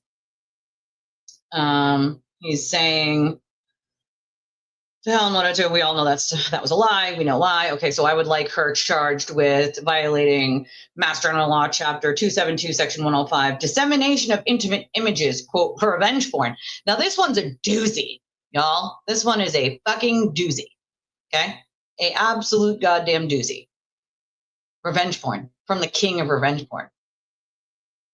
Now, if anyone didn't figure out already, Aiden on the stand last year, I think it was 2024, had to actually admit to sending out revenge porn because he has done it a million times, right? And so I find it very funny that he wants someone else charged with dissemination of intimate images. Miss O'Neill accessed my Facebook Messenger account, which again has never been proven because it shows you if you're logged in more than one location. Facebook has a log where it'll show you who logged in and when. Literally shows you. Here it is, right here. Put it on the screen. Where sex videos of me and another woman were stored. She was upset about the breakup and is the only person who could have access to this video to distribute it. So he admits he has no idea how the video got out there, except the problem with that theory is that he often sends those kinds of videos unsolicited to other women. You know, because he's into that kind of stuff. At least that's what he claims, right? That's what he claims. So this is probably the funniest part, right? He says that he wants her charged with Section 43A criminal harassment. Yeah, you canceled last night's stream. I talked about that earlier. You must have missed that. He said because he mentally and emotionally can't deal with it, and he doesn't want to pretend for 3 hours. And I just laugh at that because he pretends every time he gets on screen. He lies almost the entire stream every time he gets on for 5+ hours. But magically last night he can't handle lying for 3 hours. Amazing to me. Amazing. Fucking amazing. And also, what does he think the victims of his feel like? That they might not be emotionally and mentally exhausted from the constant lies that they have to battle against themselves? Come on. That's crazy, you know? Criminal harassment. Miss O'Neill is maliciously engaged in a knowing pattern of conduct directed at me and multiple other women over time with the intent to harm and would cause a reasonable person to suffer substantial emotional distress. I'm sorry, sir. What? What? Bro, that's literally what you do constantly. I mean, I could literally go to the cops right now and prove this. That he's done it to me if I wanted to. That exact thing. Maliciously engaged in a knowing pattern of conduct directed at me over time with the intent to harm and would cause a reasonable person to suffer substantial emotional distress. How many people has he done that to? How many victims? I mean, is he for real with these right now? But he also said that he didn't do that to the witnesses, remember? He didn't do that. It's not what he did. It's not harassment, remember? It's not harassment. Words on the internet are not harassment, he says. But here, he claims otherwise. Which one is it, bud? Which one is it? Can't have both lanes. Which one the fuck is it? When it applies to you, it's different though, right, Aiden? Right? But then you get on your stream and you point the finger at everyone else and say, this person's bad because of this, this, and this. And then you do the exact same thing that you said someone else did and play it down. Like it was okay for you to do because X, Y, and Z happened. Therefore, you are the victim, the perpetual victim, of course, right? This law also says that anyone who distributes visual material depicting another person who is identifiable and engaged in sexual conduct is guilty of criminal harassment. The problem with that is, bud, is it actually has to show something intimate happening. Can't just be someone's face, can't be cropped, it has to actually show the whole thing, and that's didn't happen. So the law also says, let's see, Ms. O'Neill has distributed sexual videos of me via email and to her friend. I'm not going to name the friend. That's just ridiculous. And it's again, like, this is just nonsense that he spews. I would like her charged with, this is another, Mass General Law, Chapter 268, Section 13B, felony witness intimidation. Now, this is where he goes on to say he's a witness in an ongoing legal matter in Norfolk Superior Court. Problem with that is you can't be a witness when you're the defendant, sir. You're not a witness. You're the defendant. So what in the actual fuck are you talking about? You're the defendant. That's not a thing. You absolute fucking idiot. Okay? The phone extraction that she stole from me without consent is evidence in the ongoing legal matter. Oh, the one where you're the defendant. The defendant, right? Oh, okay. Just making sure, right? Could not even be pursued by any parties without a team going through the phone first to screen out sensitive material. She's blackmailed me by threatening to release material in the phone extraction multiple times in order to put pressure on me into doing what she wanted me to do. I was scared that if I did not comply, she would release more information from the cell phone extraction that could be used against me. And now I'm going to tell you the problem with that lie. The problem with all of that lie is that I have at least a dozen, almost 24 victims who have shown me the blackmail over the last 5 years that he has done to multiple individuals. That is his MO. So hold on a second, sir. Do you not realize that anyone at this point can go and show them the text thread of you threatening and blackmailing them into doing X, Y, and Z? And if they don't, you're going to do it the hard way, or you're going to make them Turtleboy famous, or Lindsay Catani famous, or Kate Peters famous, because he likes to use those 3 phrases, right? That's what he uses. I've seen it a million times. And so then when someone fights back by saying, okay, cool, you do that, and I'll release this, and I guess we'll see how that goes. That's not blackmail. That's somebody responding to your blackmail, sir, by saying, fuck off, good, do it, and we'll see what happens after that. You release it, I'll release your shit. Let's have fun with this then. That's not someone blackmailing you. They didn't go to you and say, if you don't do X, Y, that was you, sir. You did that. That was you, sir. See, you can't say it's blackmail against someone else when they're fighting back against your blackmail. That's kind of not how that works, sir. And you got to give the cops full context, or it's, oh, wait, what is that again? Oh, filing a false report, knowingly and maliciously filing a false report. That could result in a couple different charges. Just saying. It could, I was scared if I did not comply. Now, that's the most bullshit statement I have ever heard in my entire life when it comes to him. I'm not fucking scared of a goddamn thing. This is him playing up the cops. Oh, I'm so afraid you tried to blackmail me, feel bad for me, in the same way that he does his goddamn audience. And I've seen this over and over and over again. And let's be clear here. I've been very critical of Meredith and her behavior, right? But I'm just seeing a pattern. Right? All the information I get is from all the public shit that she's putting out and other people are putting out. And then, I do my own deep dive with the sources that I have. But I mean, let's be honest, let's be honest here when it comes to this shit. Like, he's playing fuck, right? He's playing the victim again with the cops because, well, his local police department has done a lot of bidding for him. To the point where the Leominster court clerk on record, on video, okay? On video, said that he has a serious concern about the way that Holden PD has been used for aiding. I think we all have that concern, Leominster court clerk. I think we all do. There's a lot of eyes on Holden PD right now. They should have charged him with filing a false report probably 20 times over on their own. I would also, then he adds another. I would also like Meredith O'Neill charged with Massachusetts General Law, Chapter 214, Section 1B, invasion of privacy. The fact that he actually says this in this makes me fucking chuckle. Invasion of privacy, sir. You have released private messages, private people's documents, impounded documents, like the fucking actual audacity. The actual motherfucking audacity of this motherfucker of this motherfucker. Are we joking right now?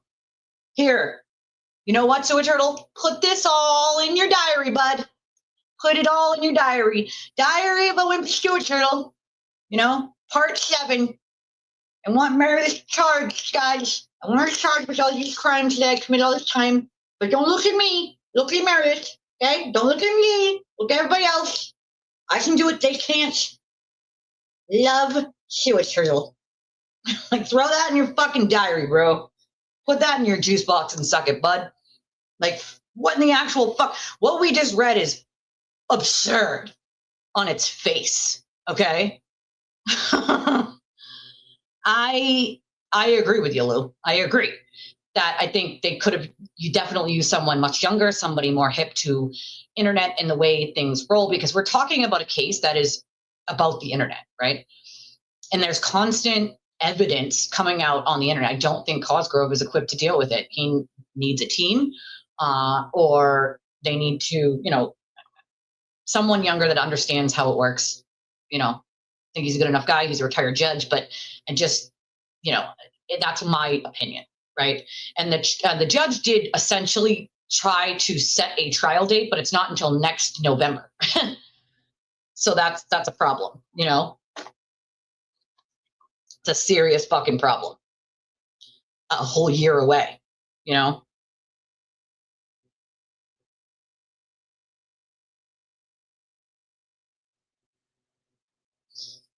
Hold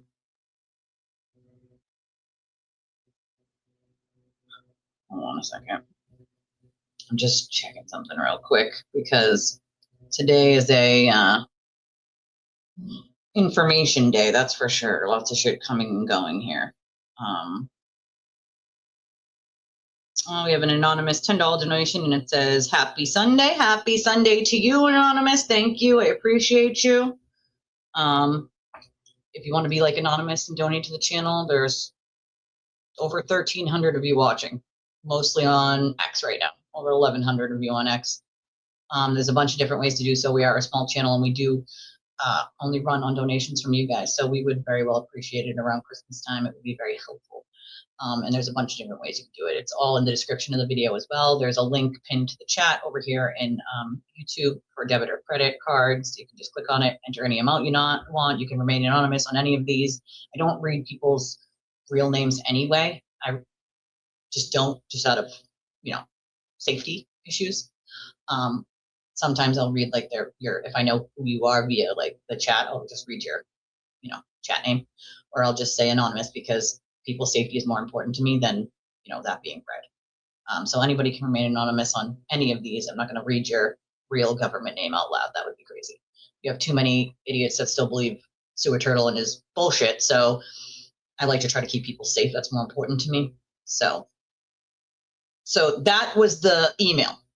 Okay. Yeah. So exactly, Lou. Every time breaks up with someone, or every time someone doesn't do what he thinks they should do, this is the result. It turns into this petty, crazed lunatic. But at this time, not everybody's buying what he's selling.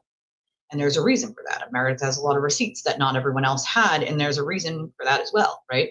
Not everybody else had receipts like that because not everybody else knew he was this fucking cuckoo bananas, right? So a lot of people were just like, didn't keep things or didn't think to, you know, do X, Y, or Z because no one thinks someone's going to come out and just bold-faced lie about them constantly. No one thinks someone's going to do that because that's unhinged behavior, right? It's unhinged behavior. No one fucking thinks that that's going to happen, so nobody's prepared. But Meredith had receipts. She has receipts that show what in the actual fuck is what, right? And so now not everyone's buying his bullshit, you know? Not everyone's buying his bullshit. Yeah, we saw that. She named it the same thing as her Twitter. We put it up on the screen earlier. I'll try to get you guys the link. Find it. Give me a second.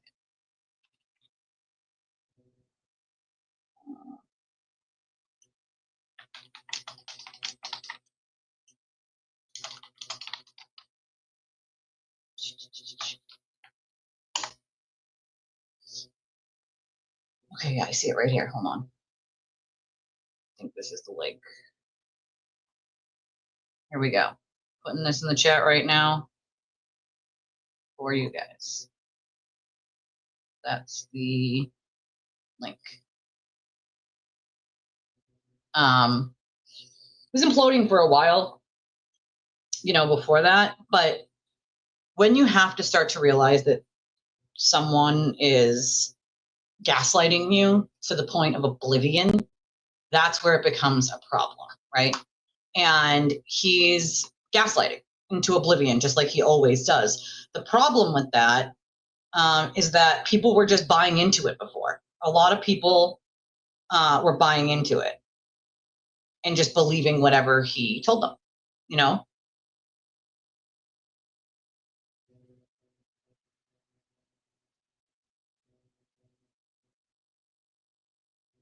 Hold on a second.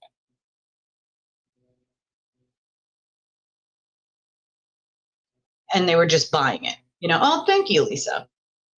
They were just buying what he was selling, hook, line, and sinker. That's a huge problem, right? It's been a problem for a long time where people just buy whatever it is he's selling and, you know, fuck it, right? He has an excuse for everything.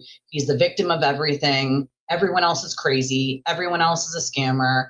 Everyone else is, you know, nuts, except him. So Bonnie, Chris retweeted Bonnie's thing here, Miss Bonnie Barron here. And it says, well, due to certain sources and knowing that TB has ran to the police twice and it backfired on him, is now the one crying and begging not to be jailed through Christmas. And knowing that the cops are very, very interested in getting their hands on this illegally recorded Karen Reed wiretap, will Flip indeed make a deal?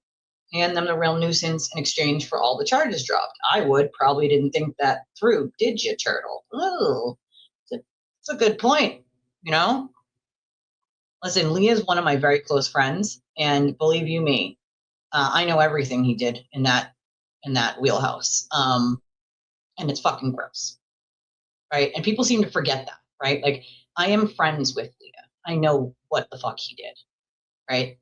And so again, this is a pattern of behavior with him, a pattern. There's many other victims that didn't date him, right? There's plenty of other people that didn't date, mostly women though. Does anybody put their finger on maybe why the victims are mostly women? Shouldn't shock anyone, right? But they are mostly women.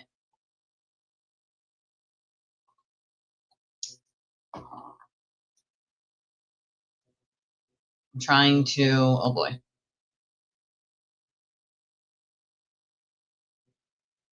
So this is kind of graphic. I don't want to play this. This is a graphic. 2 shooters caught by police at Bondi Beach. Oh, these are the shell casings. Okay, wait, maybe I can't play this.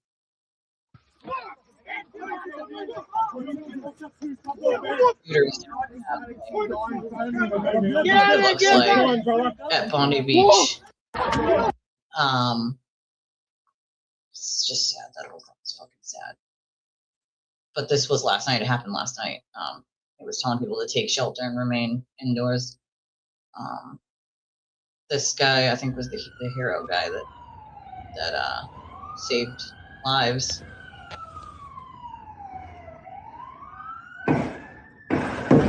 This is the guy. There he goes. He just jumps on him. Just jumps on him. That's crazy. He just jumps on the guy. That's nuts. That's crazy. That's nuts. Well, it's a pattern of behavior. Ski.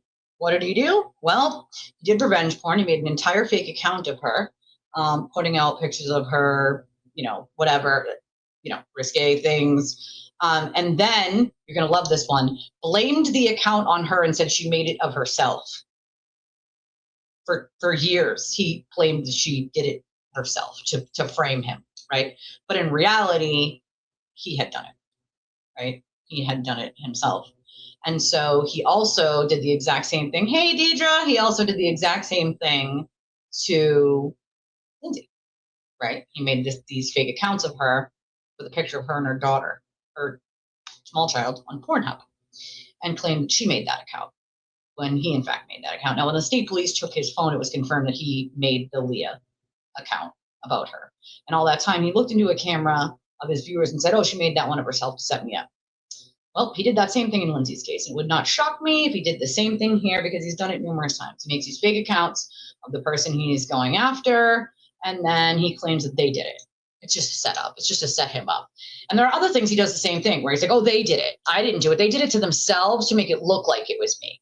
That's his way of throwing everyone off, is by being like, no, they did it to get at me. So people actually believe that. They think that, oh my God, someone did that. That sounds like it could happen. And that's why people believe it. But when in reality, it's him throwing people off. Him throwing people off that it was in fact him. That has failed for him twice now. Thank you so much, Jane. That has failed for him twice now. It has failed miserably. But it doesn't stop him from doing the same behavior over and over, now does it? No, certainly fucking does not. Oh, thank you, Deidre. I appreciate you. It's just my red sweater. It's my off-the-shoulder red sweater, and I literally went through my drawer, and I was like, me, what am I going to throw on? My sweater. My sweater. It's warm, and it's cozy, and I love it. And I said, screw it. I'm just going to put on my warm sweater. But thank you, Deidre. So for the 1,232 of you on X, I ask you, have you figured it out yet? New post with audio. Interesting. Why is he possibly going to jail for Christmas, Jane asks. Thank you again, Jane. Well, I mean, he filed false reports. If you file false reports on people, right, and then you expect that that person who has to go down to the police and talk to them doesn't show them everything you said or did to get to that point, it's showing that you knowingly filed this false report just out of spite. And so, I mean, this coordinated, it's always a coordinated attack. You know how many people he's attacked that it's always been like, you know, uh-oh. I don't even want, okay, I cannot say that I have heard this before. I do not know what this is, but I'm going to play it for you guys because it's happening in real time right now. Ready? Yeah, the Bondi Beach thing, it looks like a hate crime because they were celebrating the first day of Hanukkah. And I think it was 12 people that died there. That's a lot of people, man. All right, ready? This is from Meredith's X account. I should just put this up, I think 5 minutes ago, it says. Here we go. Here we go. I'm afraid I don't know. Again, viewer discretion. I have no idea what it says. So don't come for me if it's something crazy. I don't know.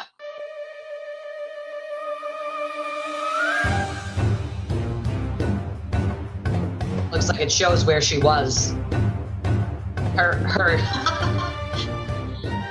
her location on her phone. Talk about this. It's not going to be good for you, and it's not going to be good for me, especially you. You don't want that. You do not need that attention. We want this to go away. It's in everybody's interest to have this go fucking go away. And when I get my charges dropped, I'm going to confess to everything. The only reason I'm not coming out right now and making a statement and saying, yeah, I fucking did this, is because I'm on bail. That's it. It's like you're lying for Nurse Kim, though. Like, you're lying saying you didn't have her phone number till after the Wilbur. So, like, whatever. Because when this is fucking over, I'm just gonna be like, yeah, here's the deal. Carrie called me up like a psychopath. I fucking recorded her, right? For my own fucking protection. Because she's acting like a fucking psychopath. I'm not saying even what fucking state I was in, but I fucking did it. Because she's acting like a fucking nut job. And then, yeah, afterwards, I gossiped to a couple friends about it. I don't even remember fucking which friends I gossiped to. I don't even fucking know. I don't know how the fuck this audio got out there, and I'm gonna go crazy trying to figure out what. So that's on me. I'm not even fucking, whoever fucking did that to me is shitty, and I don't even want to fucking know. But it's on me. I did this. No one else. And I fucking did this. And guess what? It's not a big fucking deal. That's it. That's it. Period. That's the whole fucking truth. That is the story. That is a fact. That's what fucking happens. Somebody's acting crazy.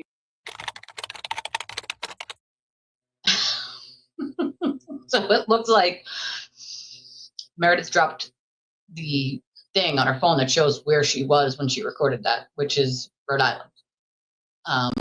Fully legal. It's a one-party consent state to record that. So Looks like he's shit out of luck in that department now, ain't he? Now, ain't he? And that's exactly what he doesn't like, right? It's using his own shit against him at this point, right? It really is. Yeah, filing a false report. That's exactly it. Thank you again, Jane. But yeah, filing a false report. This is the kind of shit that I think a lot of you miss because they're not on Twitter, and so you don't see some of this stuff, so you're not quite caught up on the things that are happening over there, right? Like you're not seeing the receipts that Meredith is putting out after he's saying some of this shit. And update from last night is that he deleted 3 of the streams he did on that 20-hour tear about Meredith out of the, I think 4. He did 4, right? Was it 4? Was it 3 or 4? Correct me if I'm wrong. I think it was 4. But he deleted 3 of them. Like, does he not realize those are archived almost immediately when he does them? So they're very much available. I think he didn't want, why? I'll tell you why. Because Meredith's been clearly very vocal about the fact that she's going to go over all of it. And she's done a couple spaces where she said she's going to go over all of it and stop and pause and show receipts and stop and pause and show receipts. And I think that was his way of trying to make sure that she couldn't do that, was by, completely obliterating them from the internet. See, the problem with that is that they're archived. As soon as he is live, they are being saved in that moment. So he can delete them from his YouTube all he wants. They are saved. So that's not going to give her a lack of being able to go through them and pause. But I think it was his effort of trying to do that. Who are we talking about here? I'm confused. Well, that's the thing. It's. I think it's about like when you drop it, right? Lie, drop a receipt. Lie, drop a receipt. Correct the receipt. I'm confused. You mean Meredith? Because you just wrote her. So there's been a lot of hers. So I'm just trying to be clear on who. That's all. And yeah, getting rid of evidence is definitely illegal. But that's a big part of this, Deidre, right? Which is that he's a hypocrite. He only wants things to apply when it's him, right? When it's him doing it to someone else, he wants it to apply. But if it's coming the opposite way to him, then it's wrong and it shouldn't happen and that person is bad. But when he is engaging in it, it's totally fine and okay, right? It's content, it's journalism, it's satire, right? Those are the excuses that he gives consistently and constantly. People's lives are not fucking satire. People's real lives are not something that is okay for him to sit there and go after when his own life is an entire dumpster fire. The King Ratchet himself has the audacity to call anyone else a ratchet while doing this shit. It's fucking amazing. I've never illegally recorded someone. Just saying. I might have been an addict almost 20 years ago, but I've never illegally recorded someone. You know what I mean? Like, what are we actually talking about here? This is crazy. I mean, I don't think so much it was Turtleboy itself. I think when you're dealing with anyone who's a narcissist, Ski, like they're very cunning and believable in the beginning, and you believe that they're not what they're telling you, right? And believe me, I've been with a narcissist, so I know exactly how this works. It's only, I would say, months to years where they start showing their true self in little bits and pieces, and then they can't hide it any longer. And so then you try to push through, because at that point you're like, well, I love this person, so I love them even with their faults. But then it gets to the point where it's abusive, whether that's mentally, emotionally, physically, or all three, whatever. But at that point, you're in the mode of survival to how the fuck do you get out of this relationship, and how do you get out safely, right? I had to spend time planning how to get out of it and out of it safely when I dealt with domestic violence way back when. And it might have been over 20 years ago at this point, but I do not forget the way it felt. I do not forget for 1 second every fucking minute of hell I went through, right? And so they're very good at making you believe that you don't see what you see and you didn't hear what you heard. And it's the same way that he makes his audience believe that he didn't see They didn't see what they saw, and they didn't hear what they heard, right? It's AI, it's fake, it's not real. He didn't do anything. Everyone else is bad. He's the victim. It's the same sort of behavior, you know? I mean, I don't see, I know the history. And so since I know the history and the patterns, it's easier for me to understand what's happening here than maybe some of you, you know? I believe that, you know, I think she would have come after him right after the breakup. We should be handling it well. Well, that's the thing, right? And that was in July. That happened in July. The breakup was in July. And I'll tell you from experience with him is he sends other people to sort of pick at you. And then he'll make like comments that only you know. He's throwing digs at you. Not everyone else will know, but he knows you know. And so he'll throw those little digs to sort of poke at you and poke at you and poke at you and poke at you. How much is one person supposed to take? You know what I mean? Like that's the question here is, should someone perpetually take that forever and ever and ever and just let him keep doing it? And even if it includes him spreading lies and bullshit, of course the answer is no. People deserve to fight back and correct the record if they need to. After a while, you learn to just ignore his ass, but you know, like I do now, but it's not that easy in the beginning because you have a bunch of people who are believing a bunch of nonsense, right? I can agree with that, Lou. I feel like it's some weird obsession, you know? Right? I've never thought, like, let me record this. Ever. I've never been like, I need to I think the only way that I would need to record something is if I felt like I was in danger of my life. Like if someone was kidnapping me and I secretly had a phone in my pocket, you know, like, or someone had me tied to a chair and I had a phone and I pulled it up. Like, I mean, any other thing doesn't make sense to me to why you would want to just record something. I don't get it. And he doesn't even just do it to like just that. He does it all the time for no reason whatsoever. So this whole like, oh, well, you know, someone was yelling at me, so I needed to record it. And it's like, come the fuck on, bro. Come the fuck on. That's just crazy. You know? I mean, that's just fucking crazy. I mean, someone has to, though. Right? I think everyone, I had to, right? I had to fight back a little. At first I said, I'm not gonna respond to an adult tantrum, and I didn't for a while. But then the adult tantrum continued on, and then it moved on to other people who then kept poking me. And at that point, I'm like, you know what? I need to fucking do something. You know what I mean? I need to just speak my piece and call it a fucking day. And there were a lot of people that knew what happened with me. So there were people who, you know, could have backed me up, but remained silent for fear of him going after them if they open their mouths. You know? I feel like she is a lot like him. And it's kind of gross because it's like, I hate to see a woman behave in that manner, you know? It's weird. Well, see, that's the thing, Ski. I was dealing with a different kind of, like, if I had dealt with the kind of narcissist that Aiden is, I probably would have, yeah. Listen, I've dealt with Aiden and his lies about me. And I haven't been able to show every text message and every this and every that because I would put other people at risk, right? Other people's safety. And so I chose not to because other people's safety and their sanity is more important to me than proving people on the internet who don't know me wrong, right? I just don't fucking care at this point. But I will tell you in the beginning, I was begging people to be like, hey, you were fucking there. Speak up. Please speak the fuck up, dude. You know that is a lie and you know that isn't true. And people were so afraid they would not do it. He would threaten them. He would try to blackmail them. This is a different level of what I dealt with. What I dealt with, like emails and all that, you know what I mean? Like all this shit didn't exist back then. You know, this was a long time ago. If I was dealing with the level of what it is now, like I thought about it when it came to him because the amount of, I was getting death threats, dude. My children, my family.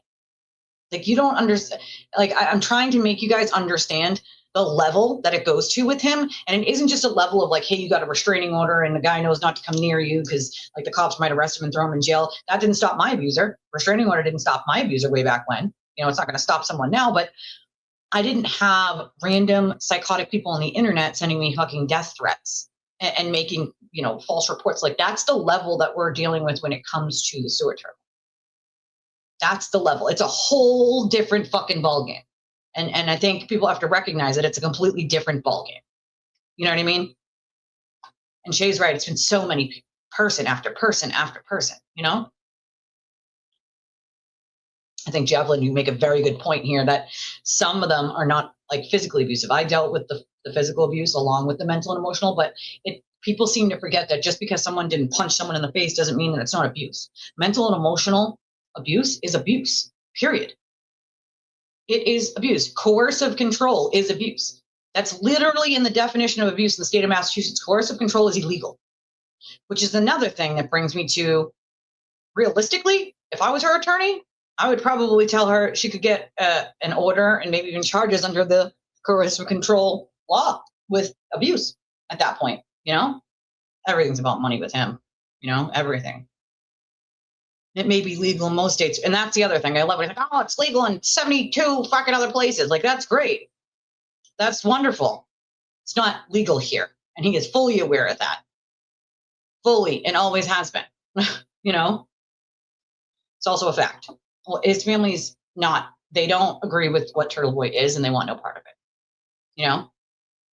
That's a little bit different. Like, if, you know, you're on a recorded line, if you're calling your insurance company, that's always recorded. You know what I mean? Yeah, see, I don't feel the need to record anyone. You know what I mean? Like, I don't, what reason would I have to record anyone? You know what I mean? I know that a lot of people don't understand if they haven't dealt with one, because it's not something that's easily sort of understood until you lived it. But I mean, and I agree with you, Beach. I think there's something unlikable about anybody that sort of backs this behavior. Really, it's bad. You know what I mean? Where's the proof of the You're never going to get that. You know, never going to get that. I fully believe that was a publicity stunt done by him at the time. Probably can't prove that. That's my opinion. But I mean, this is the kind of shit he will do. There's no line he won't cross. Make no mistake about it. You know, I always thought that he did it himself way back when. And I really hope that people, I mean, it looks like they are. I mean, there's 1,544 people watching this live stream right now. So I would hope that most of these people at this point have figured out what they're fucking dealing with. You know, it's unfortunate. And that's bingo, Javelin. Now, how many of his viewers are the same way? Afraid to voice their own opinion, afraid to speak up, because they don't want to deal with what they've watched happen to me or anyone else. They don't want it. And then when you're outside of it, right? And this is a good point, because how many times have I told you guys? How many people have come to me after and said, you know what, Elise, I could admit it's a cult. And I couldn't admit that when I was in it. I couldn't see it. But once I was on the outside of it, I could see it. I realized it's literally a cult. You can't question him. Can't make any criticism, or he's coming after you and your family and your loved ones for no real reason. I won't give him a hate listen either, my friend. I refuse, flat out. I fucking refuse. And it's not even that, you know, we don't get a lot for views. It's literally like a 10th of a cent or, you know, a 20th of it. You know, you have to have hundreds of thousands or tens of thousands of views to make really any decent money on it. But I refuse to give even that. You know what I mean? Hi, Beverly. It's nice to see you. I would rather be punched in the face, to be honest, than go through mental and emotional abuse constantly. I would rather be dead square punched in my fucking face than deal with that, you know? Do you think that recording someone is worth going to jail over? No, of course not. Which is why I've never felt the need to do it, you know what I mean? No.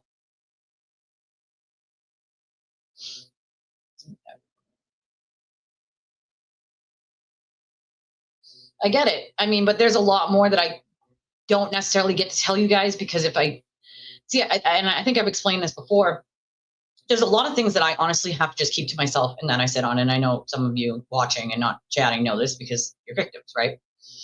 But there are certain things that I cannot say, and I cannot show you receipts that I have that I can't show you, because it would show who the person, or it would be easily guessed who the person was that provided me with that receipt, and that puts them at risk. And so there are so many other things that I wish that I could share with you, but I will never share those things until I get permission from the person that gave it to me, because it's putting their safety. So when they're ready to tell that story, or they're ready to have me put it out there, then I will.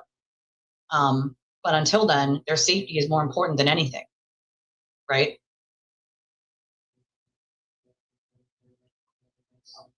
I mean, I don't think it's impossible, but I think it's hard, you know? I think it's hard for people to understand who've never been in that position. And yeah, maybe, you know, I can explain it the best way that I know how, right? And that's the only thing that I can really do.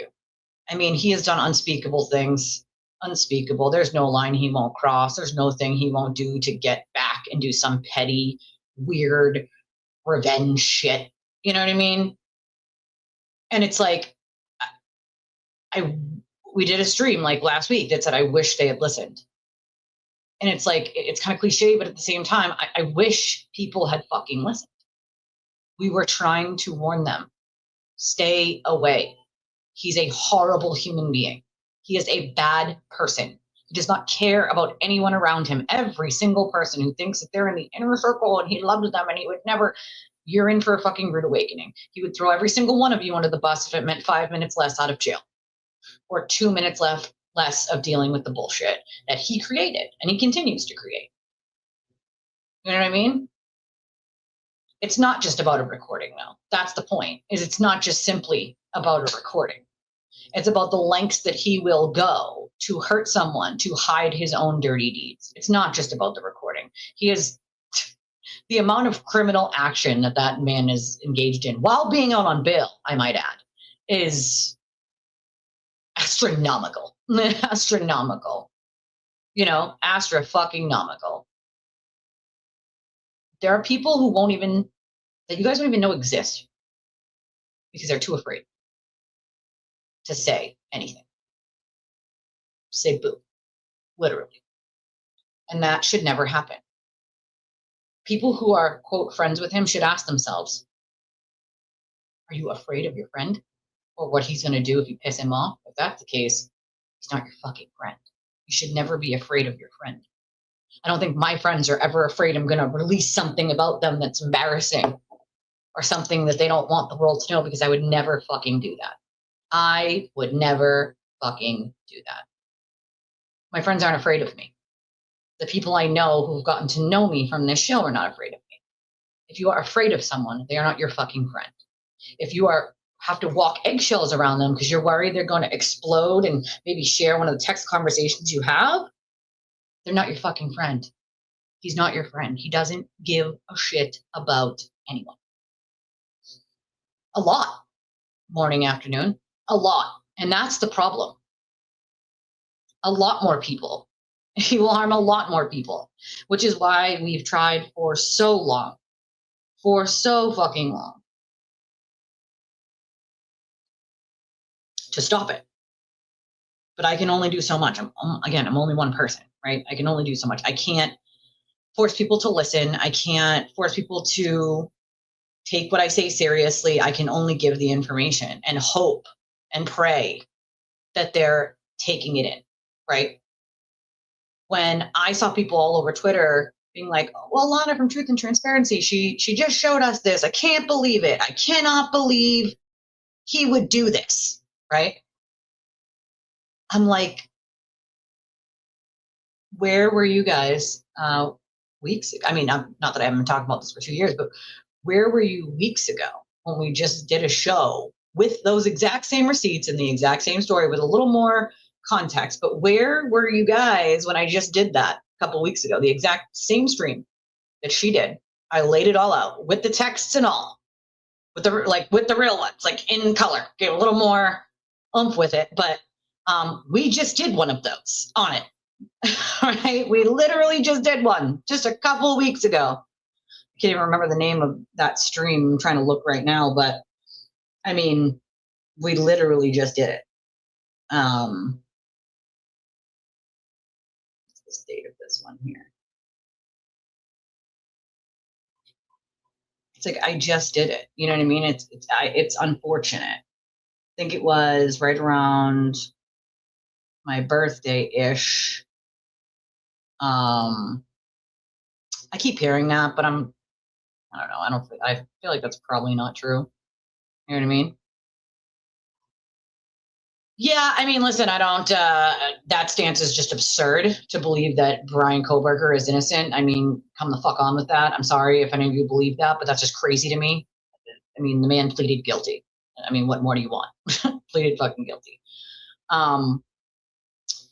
But we literally just did this.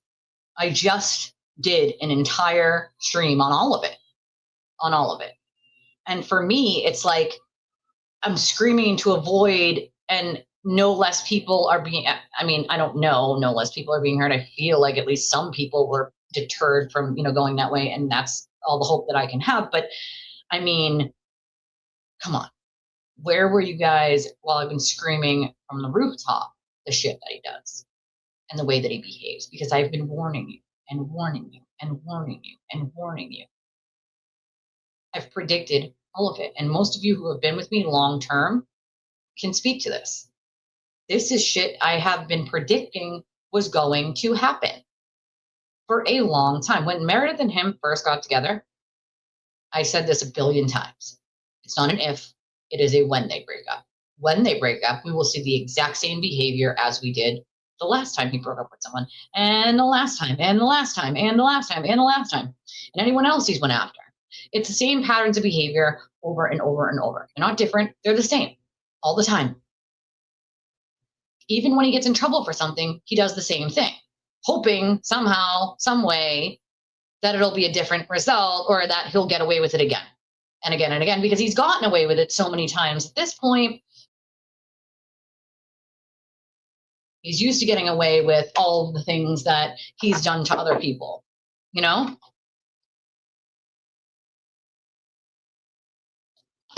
And so he thinks that if he just keeps doing these things, he'll just get away with them time after time after time after time. It's unfortunate, but it's not something I didn't see coming. I saw it coming from a fucking mile away. And it'll keep coming over and over and over. His behavior will not change. He's not magically going to stop. I hope everyone knows that. He's not going to magically stop because he got on and said, "Meh, please don't talk about her anymore."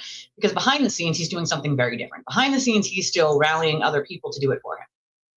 That's what he does. I watched him do it to multiple people. I know how this works. There's nothing different about what he's doing now, except the difference now is that Meredith just happens to have receipts because she was with him for a year and a half and basically did, like, you know, unpaid work for him for his cases and you know, his stream or whatever, you know, whatever. And I don't think he ever really let anyone else do that specifically. And so she has very specific receipts that other people wouldn't have, right? And so with that, she's able to show the way, like he claimed for, I think it was like a week, that she stole the extraction. And then boom, she shows the receipts of the text messages between him and her that show that he asked her to take the extraction and open it up and get the data. You know?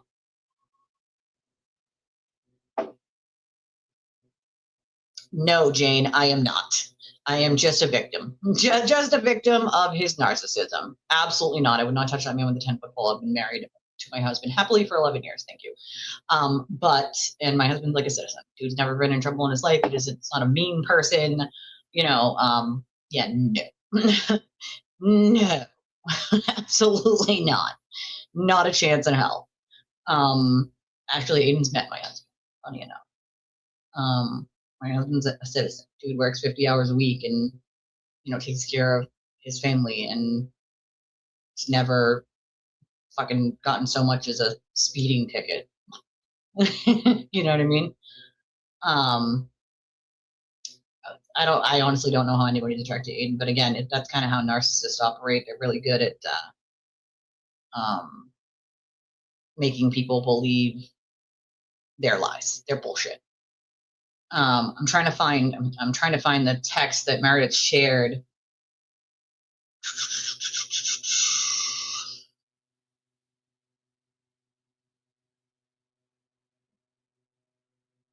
About the extraction.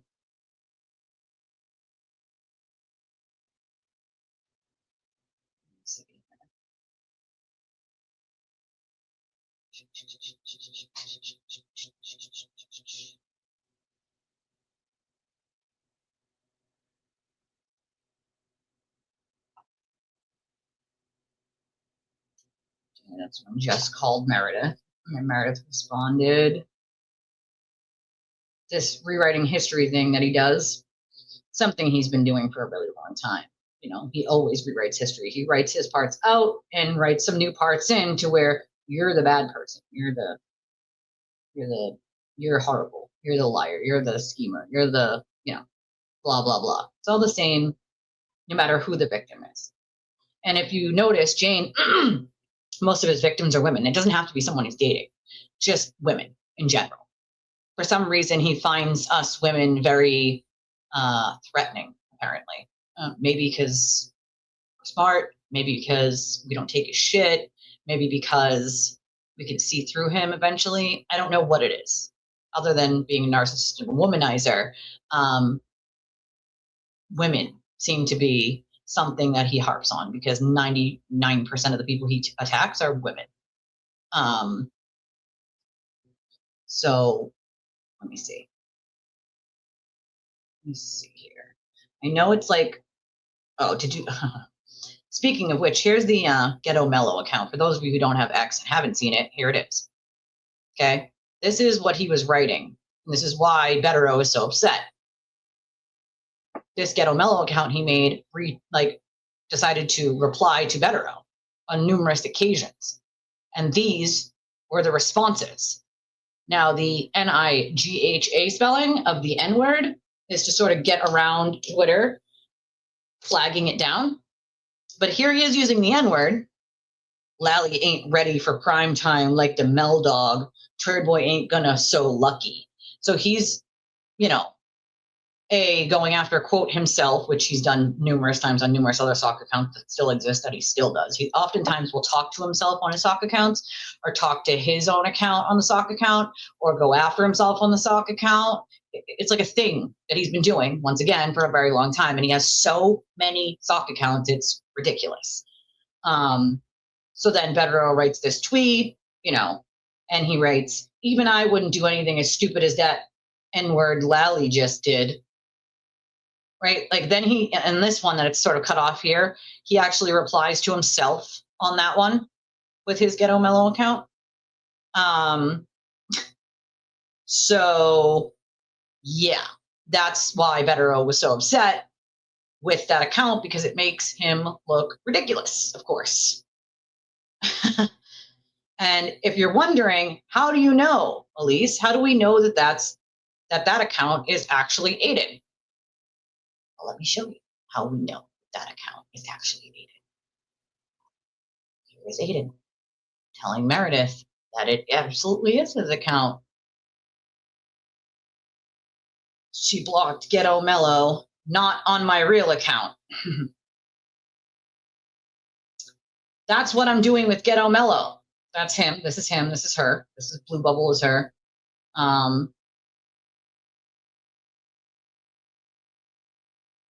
He wants her to reply the post, and then he says, she says, okay, true. Okay, doing that too, though. My main purpose in posting or replying at all is to form an account that's not obviously me when I start hitting on Joe and they look at my activity. Then he says, right, that's what I'm doing with Ghetto Mellow. Right? So he admits, she says, already 81K followers. I bet it's 85 by next week. Meanwhile, I am at 1.3, only because I got 100 yesterday from you retweeting. He said, I got to start retweeting Ghetto Mellow then. She goes, as long as they don't keep accusing me of being the account. I don't know how anyone could think that account is you, LOL. Well, that's because it was him, right? There's no place already. Ghetto Mellow. What up with that? That's something he used to say on the Ghetto Mellow account.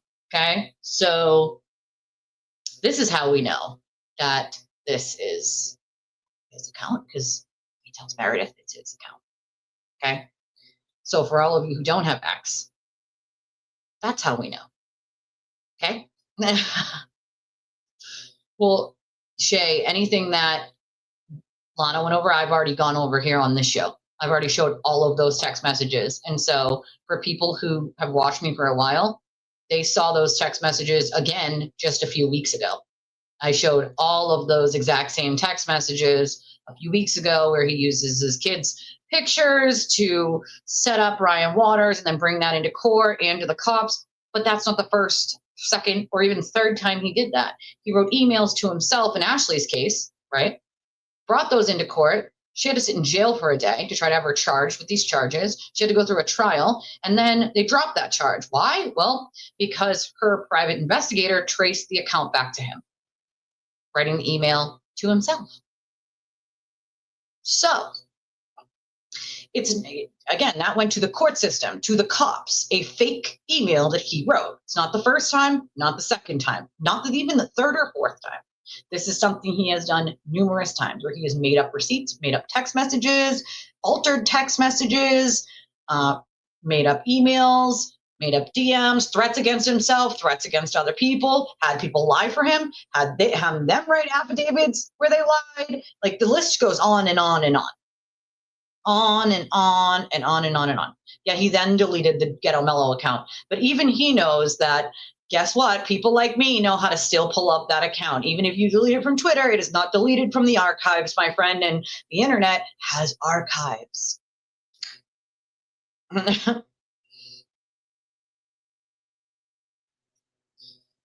Unfortunately, nobody should ever believe him in anything that he says. That's the problem, Jane, is he doesn't mean anything. He doesn't mean anything.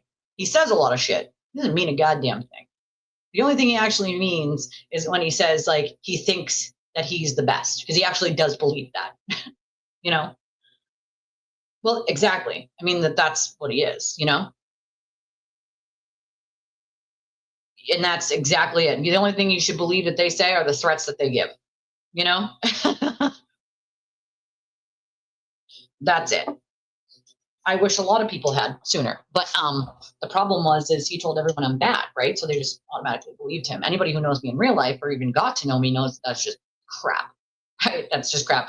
He said that because I didn't lie for him, and most of you know this story already. I did not lie for him after the Halloween party in 2023, and he got caught cheating on his wife and Lindsay and Lauren and Kara. And I didn't lie for him because it's not my fucking job to lie for him. A, I didn't rat him out on purpose. It was an accident. And B, it's also not my job. I have my own credibility for my own show. Why the fuck would I give that up for him? Right? Like, I run my shit the way I run my shit. He can run his shit the way he does. But the problem is he ropes people in to a position where they either have to lie or they have to worry about him attacking them. I'm not going to lie for him.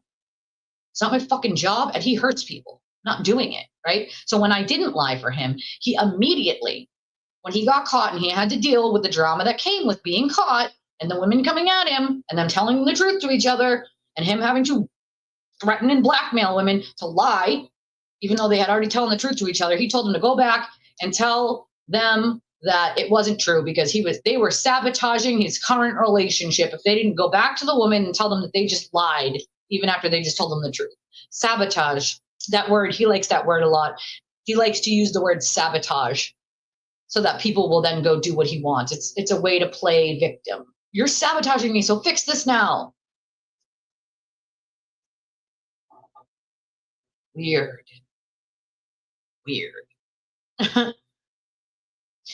Yes, there is a text message out there, actually. As a matter of fact, Meredith has that one up, I think. Or maybe it was John Barron. Someone has that text message up. I think it's John Barron. It was this morning I saw it, where Auntie Deb went and drove past Olivia's house for a flip. That text message is up and in, hello, and in on John Barron's account on X. But so that's how we know, by the way, that he is the Ghetto Mellow account. Hold on. Go back for a second because I'm trying to bring up the one. God damn it, where is it?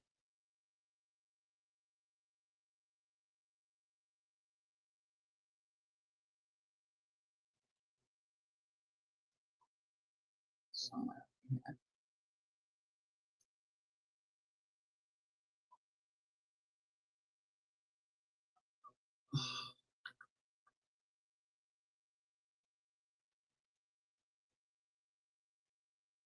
God damn it.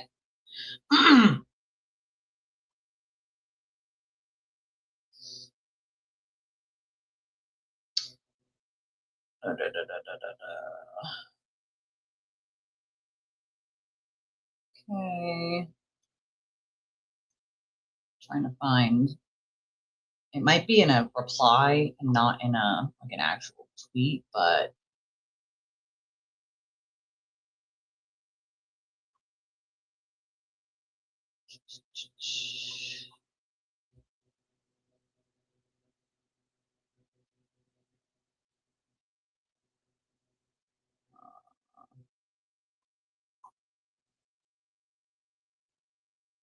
so yeah, he lied about her never meeting his kids, and then she shows a screenshot of him talking about her being with the kids. So there's one, and then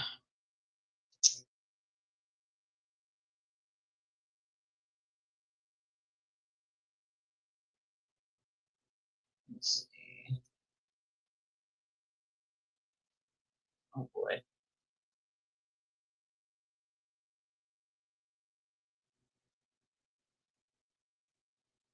Parents pulling up a Christmas tree. I think good for her because I could not carry that thing up the stairs. That's what my husband's for, and I also have a fake one. So I can't find it right off the bat, but it's here somewhere where he, decides that he's gonna say that she stole his extraction, which is just a bold-faced lie, and then there's the texts that show him saying like, hey, can you take the extraction and plug it in at your house, your computer, whatever, because I can't open it or whatever. Like he's, having a problem figuring it out. And so she brings it home, puts it in, I think, her mother's computer or something, and opens it up. And and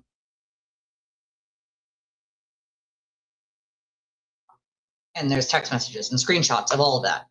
I have no idea, Beach. I really don't know. I mean, honestly, it's a little disappointing to see. I mean, that looks to be the case, but yeah, I know they're there somewhere, but I think they're in her replies, Wallflower. It is nice seeing new faces in the chat. It's nice seeing that there's new. I mean, there's 1,831 people watching, most on X right now. So I mean, I appreciate that there's new people that are. Oh, he does. Listen, talk about women being drama. Like he literally is the king ratchet. Literally taking the cake. There's got to be another, thing for that. But I mean, my biggest problem is the people that he has harmed along the way that no one listened to, that everyone just believed were bad people because he said so. And my question to all the people who believed him were, did you think this was a one-off? Did you think he only does this to people who are pre-Karen Reed? Because that's what I seem to see in a lot of the people that still believe him, where it's like, it's totally okay for him to do it to people who are pre-Karen Reed, right? But, I mean, who aren't pre-Karen Reed. But it wasn't okay when he started attacking people who were pre-Karen Reed. And let me just point out that it's not okay for him to be doing it to anybody. I don't care if you're pre-Karen Reed or not pre-Karen Reed. It doesn't really fucking matter. Nobody deserves that. And in every single instance, he was hiding something that he knew that person knew or had evidence of that he didn't want out there, or it was some petty revenge or jealousy issue. Every single fucking time. Every single damn time. And so I want you to ask yourself, do you think it's okay that he did it to anti-free Karen Reed people like myself, but then you were only disgusted after you started doing it to free Karen Reed people? Because if that's the case, you really got to do a little bit of soul searching. Because I still see people out there being like, well, when he started attacking, insert free Karen Reed name, free Karen Reed name, free Karen Reed name, free Karen Reed name. Go back to before that. Newsflash, before that, he was attacking people, innocent, decent humans, with his nonsense to hide his own dirt and his own shitty behavior, who were anti-free Karen Reed. So I don't give a shit if you agree with someone on a case or not. That does not mean that they deserve what he does. And in every instance, he is lying through his fucking teeth He's making shit up. He's making up receipts. He's pulling out all of the pieces of what he did, changing the entire context of what something means. This is how he has done it, folks, for a number of years. If you haven't been following along, here's your chance to figure it out now. I don't know how else to slice this for you, okay? This is who he is. It has always been who he is. It is not something that magically just started happening today or a couple months ago or even a year ago. This was happening long before Free Kieran Reid was ever a thing. Long before John O'Keefe ever passed away. This is who he is. You know, I played that video of him telling that person to unalive themselves on that live. I will not play it again. Most of you know I lost my dad to suicide. It's not something I even like talking about, but I thought playing it was necessary to show what kind of person he was even before that. He only cares about himself. I did. Yeah, I did. I put it in the chat. I put the link of it in the chat earlier. Back. Do it again. Right here. Here it is. Did. Put it in the chat again. For those of you who might have missed it. I did find it, yes. So you'll find it, and I just put it in the chat, the link to her Meredith's YouTube account, it looks like.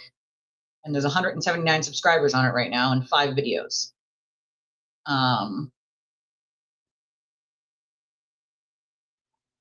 So that's the link.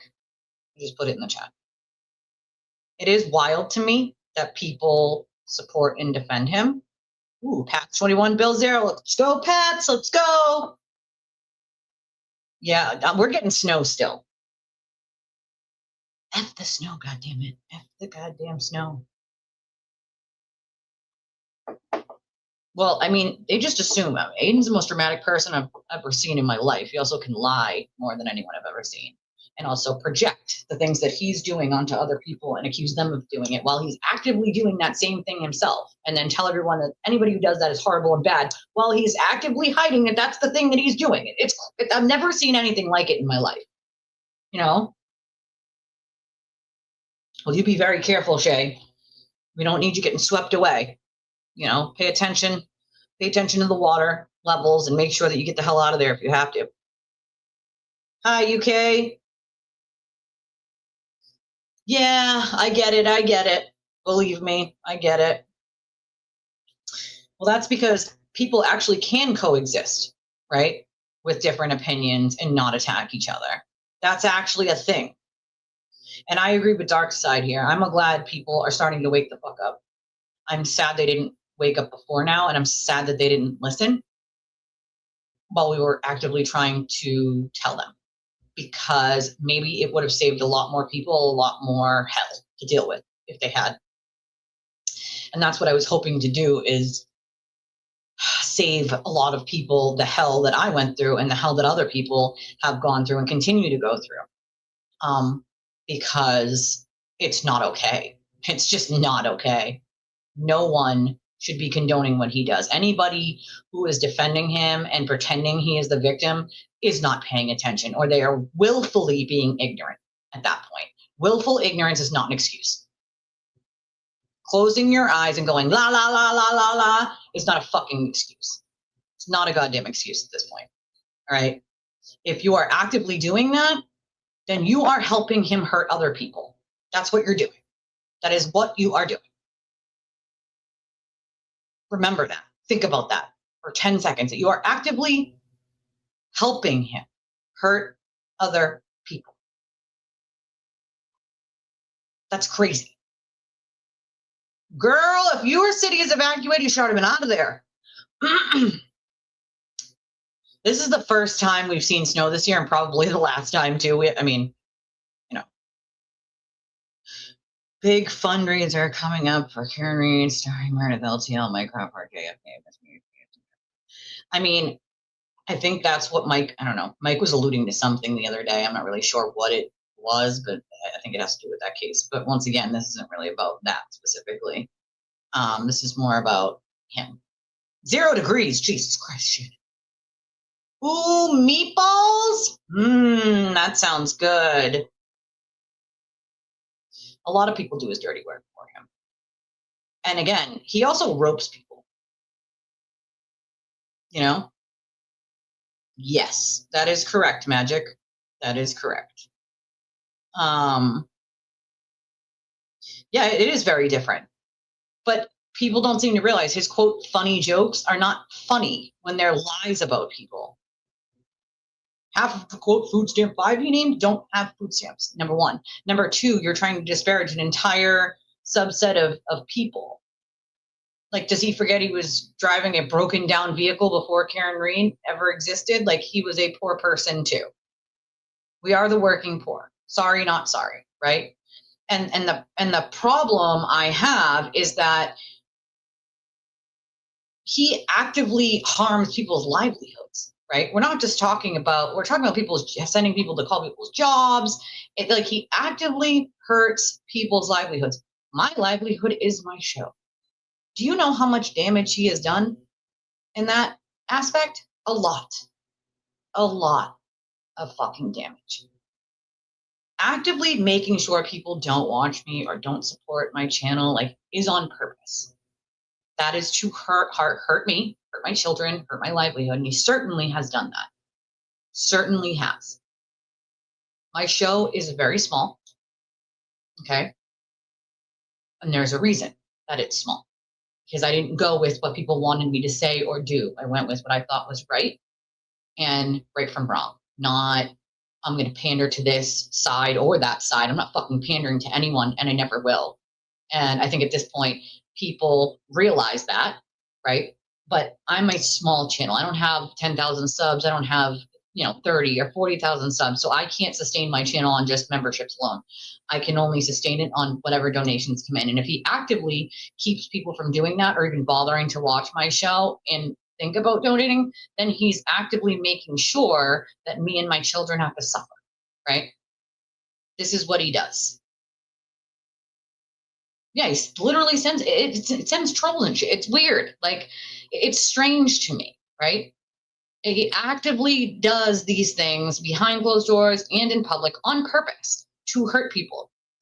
Why do you want to hurt me? What did I do? I didn't do anything but not lie for you, right? Not lie for you, not deal with your bullshit, not allow you to try to bully or intimidate me in any way. And he hates that he can't control that. So I have to pay the price for that. The only reason I haven't shut my YouTube channel down now is because I refuse to give up for the other victims that have contacted me, that I have been speaking with all this time. I refuse to just disappear because there's no one else speaking up for them. There's no one else actively doing this and showing people like he is a horrible person. He has hurt so many people. And so I won't leave them with nothing and no one and no voice. Specifically the ones that cannot or will not or have been threatened that they can't speak up. That's the only reason. Otherwise, I'd have shut this shit down a long time ago because I'm not sustaining. I'm losing money at this point, especially in the last probably month and a half. I refuse to give up without a fight. I will.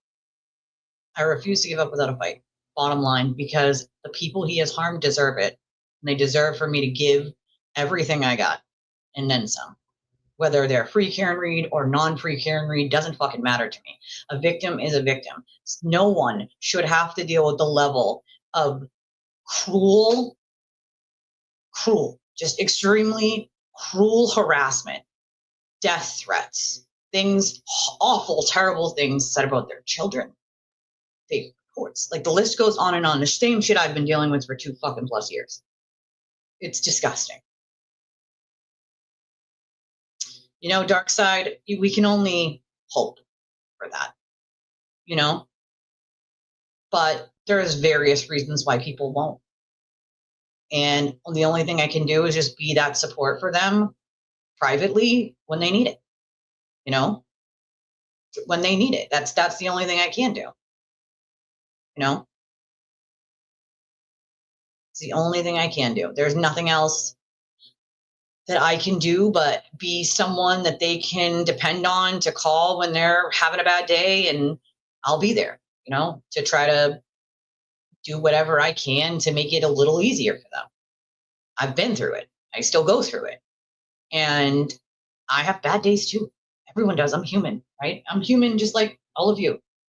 I have bad days too where I get frustrated and I get discouraged from doing the show and where I just need a minute, because shocker, I'm not a fucking robot. Shocker, I actually do have feelings and I'm a human.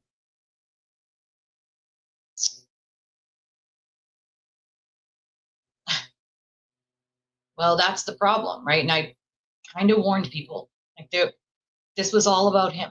It always was. How much money he could make off of them. Thank you. Bingo. This type of harassment should have no side. It shouldn't, because it doesn't discriminate based on who you think committed a crime in a case that's now over.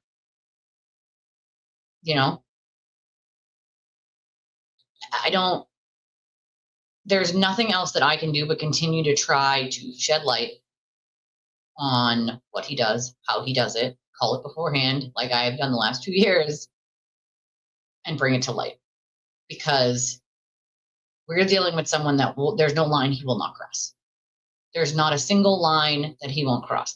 I can tell you, if there is a warrant out for his arrest, right now it has nothing to do with Meredith, because I just got word that there is nothing that has anything to do with her. So if there is something, it has nothing to do with her. It would have to be someone else or something else. So you'd have to think about who else would be looking for an axe to grind with him right now. Who else has he pissed off recently? I don't know. One of my sources just said there's nothing that has anything to do with Meredith, so that tells me what I need to know in that scenario. Yeah,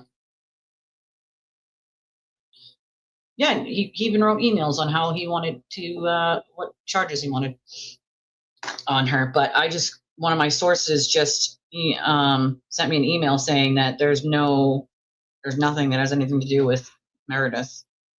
They don't see anything. So I don't think that there's an active warrant on him unless it's someone else. Or something else. Like something else he's dealing with someone else, which wouldn't surprise me because there's a lot of something else going on with him. And that's the part that people fail to understand is there's not just like one thing that ever goes on with him. There's always a plethora of things that's going on. It's a good question. I couldn't answer that. I've been trying to figure that out for 2+ years, why they do his bidding. Why do they keep doing things that are improper, unethical, and bowing to him? Because it's a pattern. He goes there to try to get charges. They might tell him no, whatever. He goes back and back and back and back and back and back until he harasses them into oblivion and they just go, fine, we'll charge them. And also brings like more fake evidence until they do what he wants. In this instance, it doesn't look like that part worked, but it's something he's done numerous times, and it wouldn't shock me that they, you know what I mean? I don't know. Maybe he does have something on one of them. I really don't know. But what I do know is that it's disgusting. It's unacceptable. It's not okay for a police station to be doing the bidding of someone you can clearly see is a seriously mentally ill criminal. A seriously mentally unwell criminal, in my opinion. His ego will always be his downfall. It always has been and it always will be. The problem with it is that so many people just blindly believe him that his ego in the back of his mind is, I'll bounce back from this. I always have. More people will just come around and keep believing my bullshit. Even if all of these other people leave, some people will stay and more people will, get sucked in by my bullshit, because that's what has happened numerous other times. An influx of people come out and an influx of people come in. That's, I don't know. I don't know. I can't answer that. I have no fucking idea. All I know is that he thinks that he'll bounce back no matter what. No matter what he does, no matter what he says. And I've seen this in private messages that he has sent people and then they send them to me, where he'll say things like, well, people will just keep donating to me. Doesn't matter what I say to them. They'll still watch. They'll still send turtle chats. They'll believe anything I say. He actively makes fun of the way people look and sound who are people who support him and his channel. I honestly hope that he does have a trial, although I don't think there's a chance in hell he brings it to trial. I think he takes a deal. I've said this a billion times and I'll say it a billion more. He knows if he goes to trial, that shit comes out from his device, and he knows he's screwed. So the only way to avoid that is to take a deal. So if all your, motion to dismiss written in crayon by Betero fails, then what? Well, then he's going to take a deal. I have no doubt in my mind that's exactly what he does.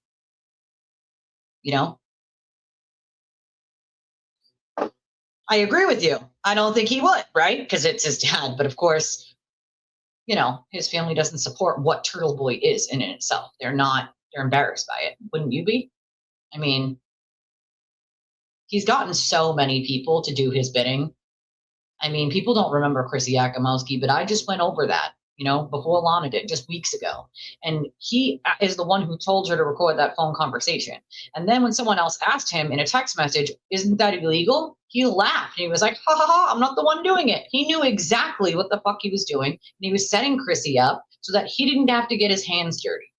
And then when she got a conscience and said, hold the fuck up, this is a little too much for me, and started giving evidence to other people, he actively took every step he could to lie to the police, tell them he had no idea about this and no idea about that he actually did, and then try to have her charged and make sure he showed up to testify against her and lie and then bring the fake evidence. I mean, this is just what he does,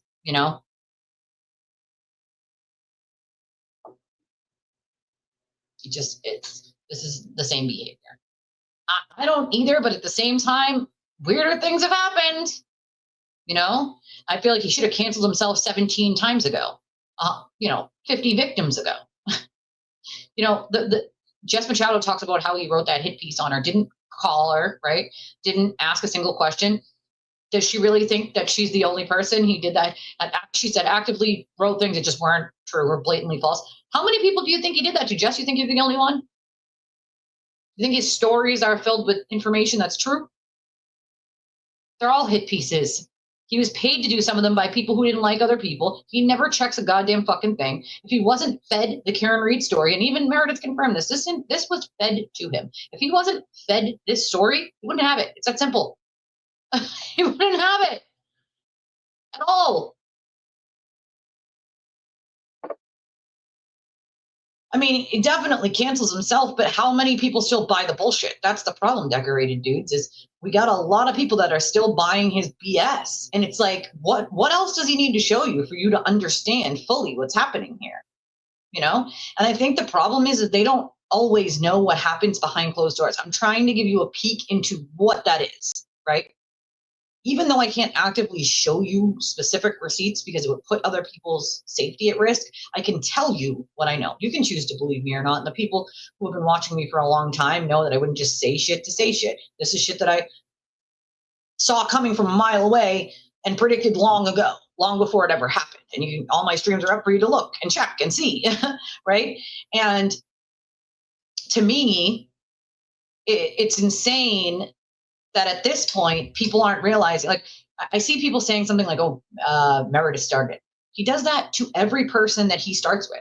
And that's why he does it the way he does it, behind closed doors, making other people sort of poke the person for a while and put things out and make comments that only you will know are like, threats towards you, veiled threats towards you, and things like that, until ultimately you say, hold the fuck up, I need to, say something here.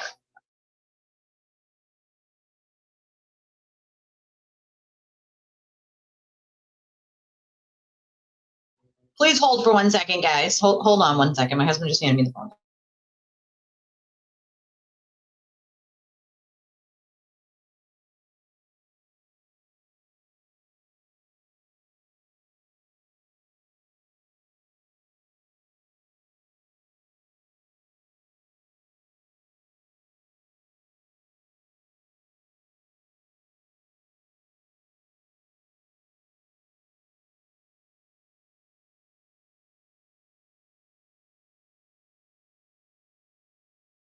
He's going to feed me lunch. Instead of me feeding him lunch, he's going to feed me lunch.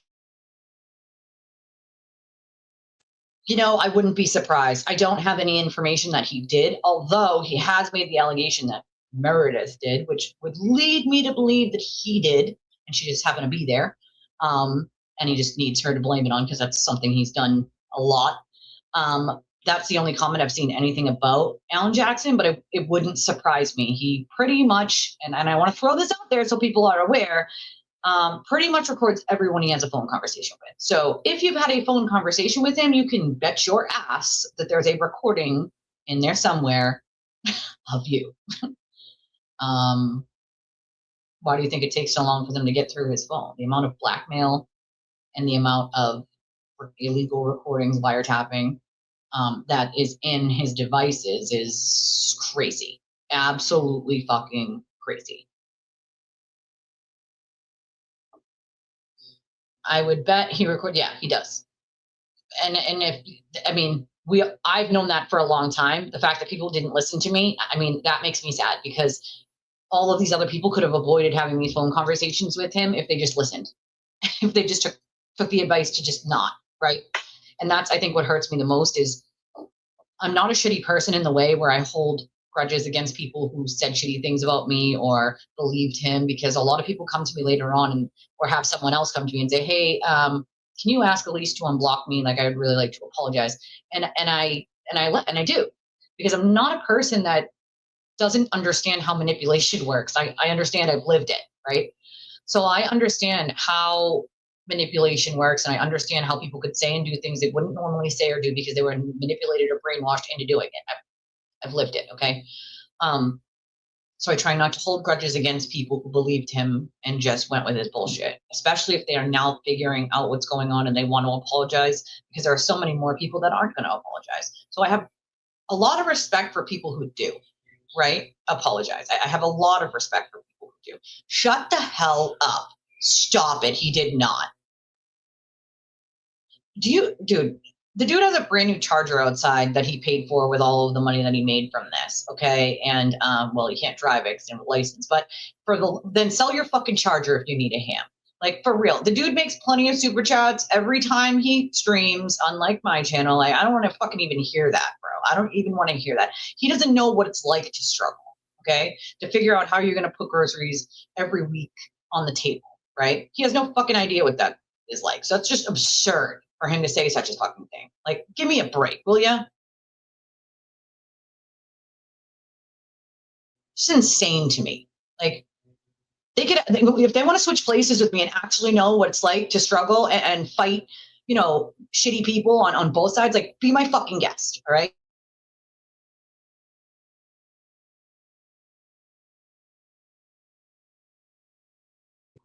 I cannot either. Believe me, I get it. I mean, that's fucking crazy. That is crazy. That is crazy to me. That is insanity. Like, I can't. A lot of people call him the glider now. I can't. It's just absurd to me. Absurd. Absolutely fucking absurd. There's no idea what it's like to struggle, right? Sell your fucking charger if you need a hand, bro. If I had a car, I would. I'd sell it if I needed to. The hell?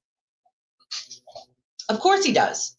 Until I start talking about, and it's funny because every time he wants to restream me, he stops when I start talking about how people don't have to hate each other because they believe in something different on a case, because that's like not normal behavior, and that people actually coexist in my chat and respect each other and not tear each other apart. We can find other things that we agree on. You know, it's really that simple. I mean, that's fucking absurd to me. Absolutely absurd. That's just crazy. As a matter of fact, hey, you know, instead of the glare, because he's going to cry about his ham, here's the donation information from my small channel. If you would like to donate to my small channel, where, you know, I actively have to work extra super fucking hard against, you know, double, triple idiots to make a living. Fuck him and his ham. How about that? He's saying it's a bad time for Karen Reed to ask for donations because blah, blah, blah. The blah, blah, blah is the part. Fucking ham. I can't. First of all, I don't even need ham for Christmas. I can't. I'm not a ham person. No backbone is right, but does he really think that he's going to be any different? Decorated dude, do you think it's going to be any different? for him than it's going to be for anyone else he surrounded himself with, and then flipped on. Come on, man. Come on. That's just absurd. Of course not. Of course not. He is going to eventually be attacked in the same way that anyone who has ever dealt with Aiden has been attacked, even been an acquaintance of his. I mean, come the fuck on. The actual nerve.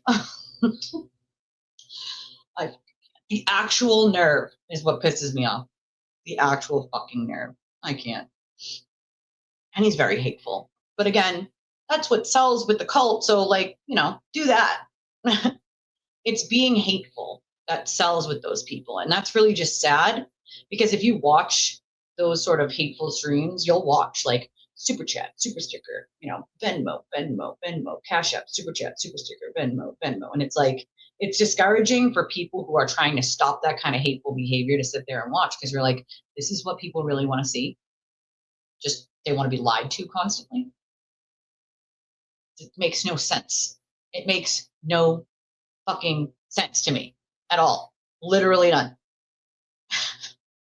Not that there's anything wrong with being a damn fry cook. Hey, you gotta make money some way. You know what I mean? That's just crazy. I'm team like karma eventually comes for you, whether it's good or bad. I try to put good karma in this world because I want good karma back, right? And if you put bad karma in this world, that is what's going to come for you. It could be 5 years, it could be 5 months, it could be insta karma. I love a good insta karma story, good or bad, but it's going to come for you. Don't put shitty karma in the world, dude. Try to put good karma in the world. No matter how you do that, just do it, because eventually that good karma will come back to you, you know? Of course I share my life as much as I can with, you know, keeping in safety.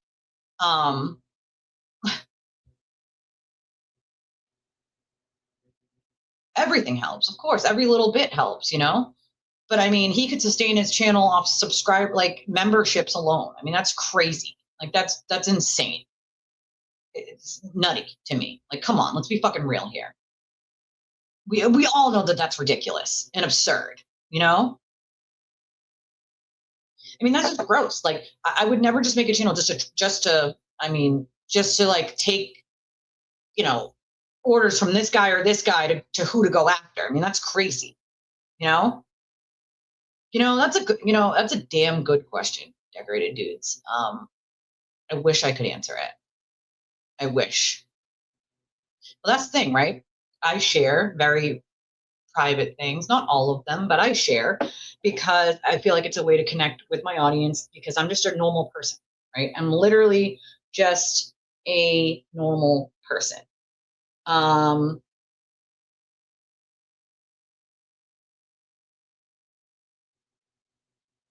on a second, guys.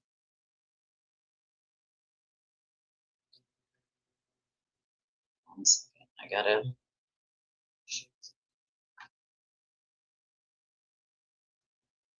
But if you share, right, and they don't like you, they try to use that as some sort of like gotcha against you, which is just weird to me. It seems a little strange to do that.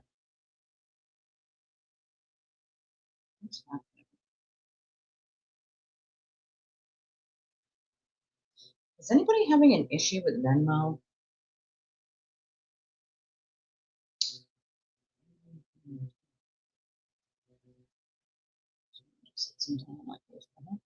Check, put it on. No, it doesn't need to be updated or anything.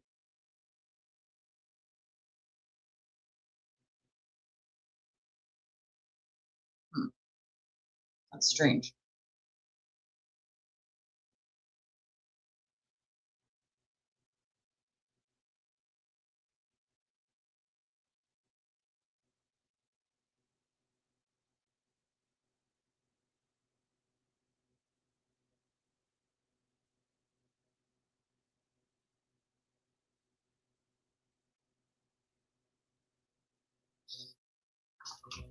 He was hired for that role. Absolutely.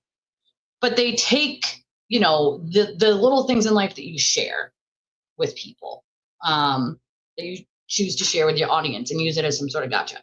You're never going to be able to use the fact that I was a dancer in my late teens, 18 till, late 20s as some sort of gotcha because I'm the one who shared that. I am literally the one who shared that with my audience. Not even my grandmother was that hidden for when she was alive, right? So now, Aiden likes to use it as some sort of like, she's just a stripper dropout. Not a dropout. That's completely false. I graduated with a baby with special needs nonetheless. He was in and out of the hospital. I was a young teen mom, had my daughter 3 days after my 18th birthday. I can happily say my children are not teen moms, right? They learn from their mother's mistake. Not that my children are a mistake, but wait a little longer before you have kids, right? But I mean, come on, let's be honest here, right? He's not even honest when he tries to approach people. Not a dropout. There's literally a picture of me at my aunt's house, which was my grandmother's house, in my cap and gown, holding my daughter. Like, what the actual F are you talking about, bro? Like, he just likes to, like, my student loans from college say otherwise, sir. Like, what the fuck are you talking about? You just make shit up to make shit up.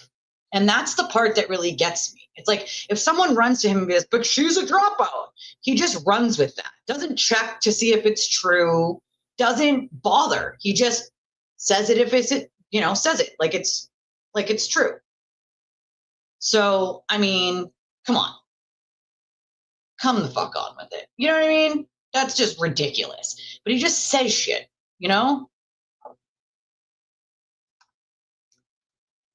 I don't get out much, Michael, but if I do, I will. I don't know her, but if I see her, I'll relay the message. I'm sure someone else can or will. But yeah, Ray was hired for that role. A lot of people are just viewers,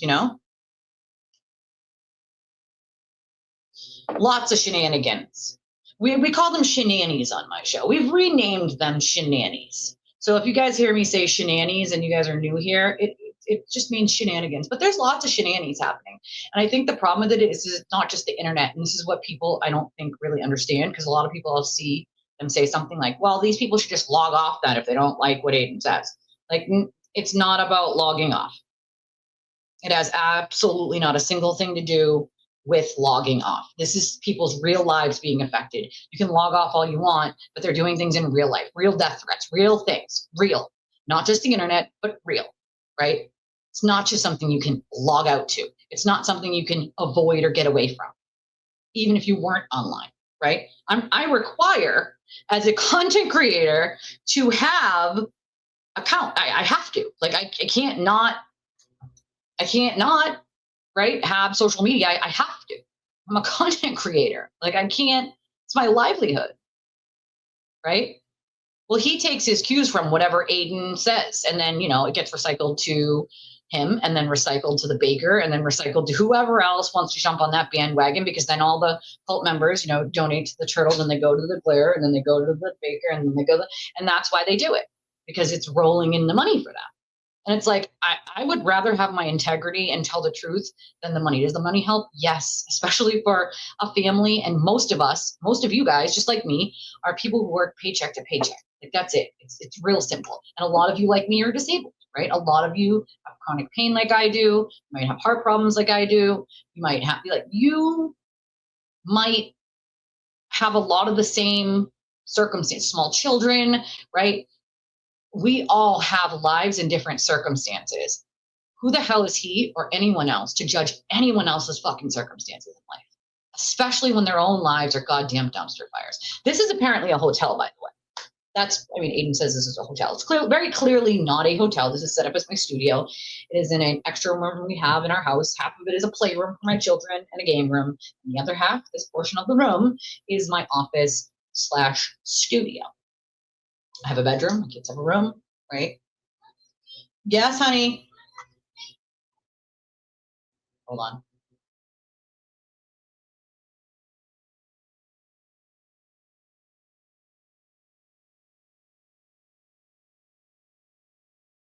Sorry, my kid has a friend over.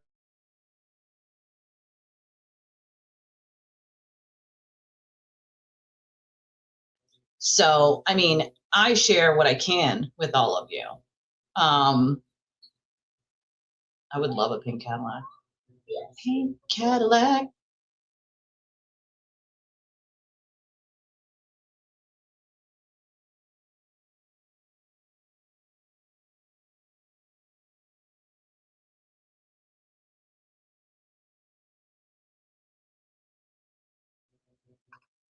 Sorry guys, my kid has a friend over and they're like, right, like my living room is sort of outside the door to the office and obviously not soundproof. So if they're screaming, that's what I can hear, like both things going on at the same time. Thank you, Christy. I appreciate that very much. But they turn it into a gotcha, right? That they turn it into some sort of gotcha, like, she's just trash. She used to be a dancer. So what? Do you know what kind of strength and acrobatics it takes to do that? I had to teach myself it, by the way. And then after that, I used to teach pole dancing classes, which work out every muscle in your body. A lot of celebrities actually bought dancing poles for their homes because it works out so many muscles in your body. They try to work in anything that you share with your audience as some sort of really big, like, gotcha, you know? Like, oh, well, they said this, and they turn it into something that it isn't. That's what he's good at, right? Is turning a molehill into a mountain, or changing the context in which it was said or what it's about. Abso-friggin-lutely, I can. Absolutely. That's just like muscle memory. I'm never going to forget that stuff. I used to teach classes. Honora. I've never heard of that one, but maybe. It is difficult. It's difficult. It's easy once you get a hang of it, but I'm 39 now. I don't, you know what I mean? I haven't danced in years for a living, you know? Made very good money back then, but I also shared it. I shared that with the people that I cared about by bringing them on trips and doing fun things and making memories, because for me, memories matter, you know? Well, he definitely hoped that I was weak enough to be silenced, but he learned very quickly that he can't control what I say or what I do, and that really pisses him off. Yeah, this is the hotel. It makes me laugh too. This is welcome to Hotel Lease, everyone. Welcome. Boop, boop, boop. There was a point when I was in shelter, family shelter with my family, and it was a hotel. It's not a migrant hotel, it's a Massachusetts family shelter. Everybody falls on hard times. And for me, it was when my income tanked by 90% because he harassed my life. So I'm glad that he takes pride in that. But this clearly is no fucking hotel. My rent is over $2,000 a month. It's like, I mean, the shit that he says is just so wild that I don't really understand how anyone believes it. Just a heads up, Jasmine, we don't do politics here. It just causes problems. That's why we don't do politics. He is taking the kids outside in the snow. I said to him the other day, as a matter of fact, I said, he actually came in and was asking me what I wanted for lunch and gave me a kiss. You might have missed him. It was quick. But I said, babe, you're going to have to co-host with me one day. And he was like, if I co-host with you, it'll be my show. It's probably not wrong. He's a funny guy. And it probably would be a show. I'd be like second co-host here. But I'm like, why? The people ask for you, babe. You're the twusband. You're the twusband. The people ask for you, sir. One day we'll get him on here. I promise. One day we will. I will coax him on here. I can't promise that you won't see some dancing. I can't promise. Well, he doesn't really know what to say. He needs the approval. He needs the okay first. He needs to know what is okay to be said and what isn't, and who he needs to attack that day. And it's just gross. It's gross, you know? It's gross. Well, he does. I feel like he does really hate women, you know? I really feel like like those crash outs are a little crazy. You know what I mean? No worries. Yeah, he's the room service guy. Room service. Literally, just, you know, literally, my rent's due on the 15th. I literally just paid my rent yesterday, and that then left me very broke. And Christmas is right around the corner. It's like, most people can't afford over $2,000 in rent. Plus, then you got to pay the electric and the gas and the cell phone and the Wi-Fi, and then you got to buy toilet paper, and it's like all of those things add up to a lot of money. You know, I am never ashamed of who I am today from all of the things that I went through, and he will never be able to take my trauma and use it as some sort of fucking gotcha. Because each one of those horrific things I went through, the reason why I have CPTSD has made me the person that I am today. The reason I'm able to connect with other people on a sympathetic, empathetic level is because of all of the things I experienced in my own life and hardships I dealt with. That's how I've been able to, in the last 18 years, be a volunteer advocate and help people through similar situations.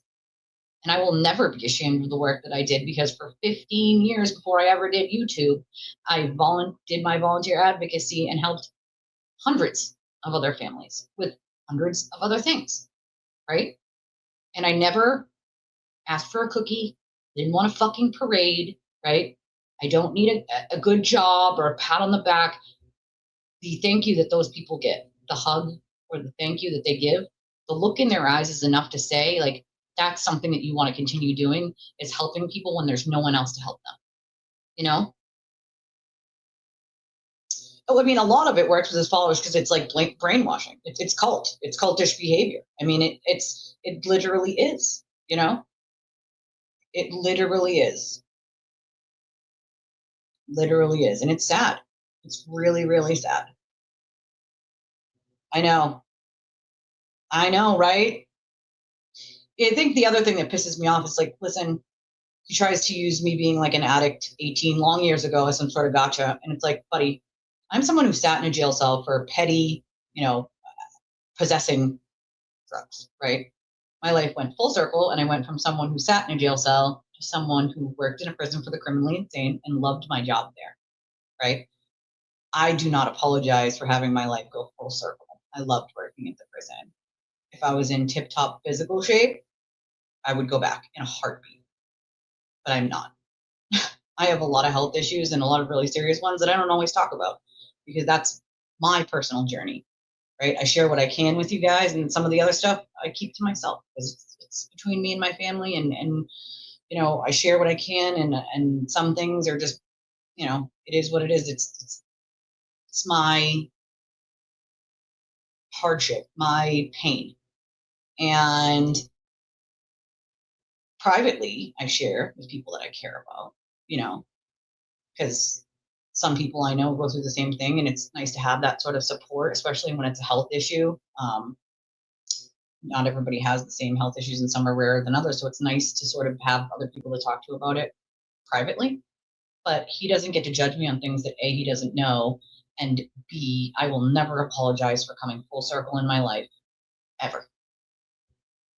No one can make me feel bad about that, ever. Tries to cheapen everything. He wants to judge everybody in their lowest moment. What about his lowest moments? Those are nobody's business, right? That's what he says. It's no one's business when it's his lowest moment or his life. But it's everyone's business when it's someone he's trying to frame or lie about to hide his own wrongdoing. Oh yeah, he's been crushing them. Everyone's a puppet over there at this point, and they're trying to keep him happy so he doesn't freak out on them. But ultimately, that's what's going to happen. That's what's going to happen. Ultimately, every last one of them he's going to turn on, because that's what he always does. What he always does, Oh, I've gotten a couple thank you cards. Those mean the most. Every person that sends something from my wish list, I save the little ticket that comes with it. And I had my husband put the cork board up here above the computer, and I put them on there because it doesn't happen all the time. But they always come with such a nice little message, and those mean something to me. Coming from my, just me, my kids, my husband, like that's all I got. I don't have a lot of living family. So when somebody thinks enough about me to say, like, hey, I'm going to think of Elise, I'm going to send a donation, or I'm going to buy something off her wish list, even when I'm not live anymore, it means something to me, right? It doesn't happen a lot, so it means something. And I want to keep that memory, right? I want to keep it and put it in my pocket, because it's a nice thing for someone else to do. I think people who have families sometimes take for granted the fact that they have them, because when you no longer have living family around, it's lonely. It's lonely to not have that. You don't have Christmas with family where you're all exchanging gifts and everybody's thinking about, like, did they get that person a good enough gift, and are they going to like the thing that you got them? And, like, I don't really have that anymore. And you miss that when it's gone. And I don't think people realize how much you will miss it when it is gone, Oh, absolutely. Anybody who uses past trauma as a weapon, I mean, that's just deplorable in my opinion anyway, Well, that's the thing. He essentially did. I work 6 days a week normally. The only day I don't do a show is Saturday, literally. freaking Saturday. This is the only day I don't do a show. So I'm working 6 days a week. Some days not really even making minimum wage. Yet here I am. Here I am. You know? He is the Ratchet though right now. He's the King Ratchet. That's what is amazing to me. I do have a Cash App. Not all lurker, but he has essentially waived his privilege by sharing things. So on those issues, like the issues he talks about in those are the ones he's sharing, he's waiving his privilege. Barbarelli, my friend, sends $10 for hugs. Oh, appreciate you, my friend. Thank you very, very much. Thank you. I appreciate that. That's very nice of you.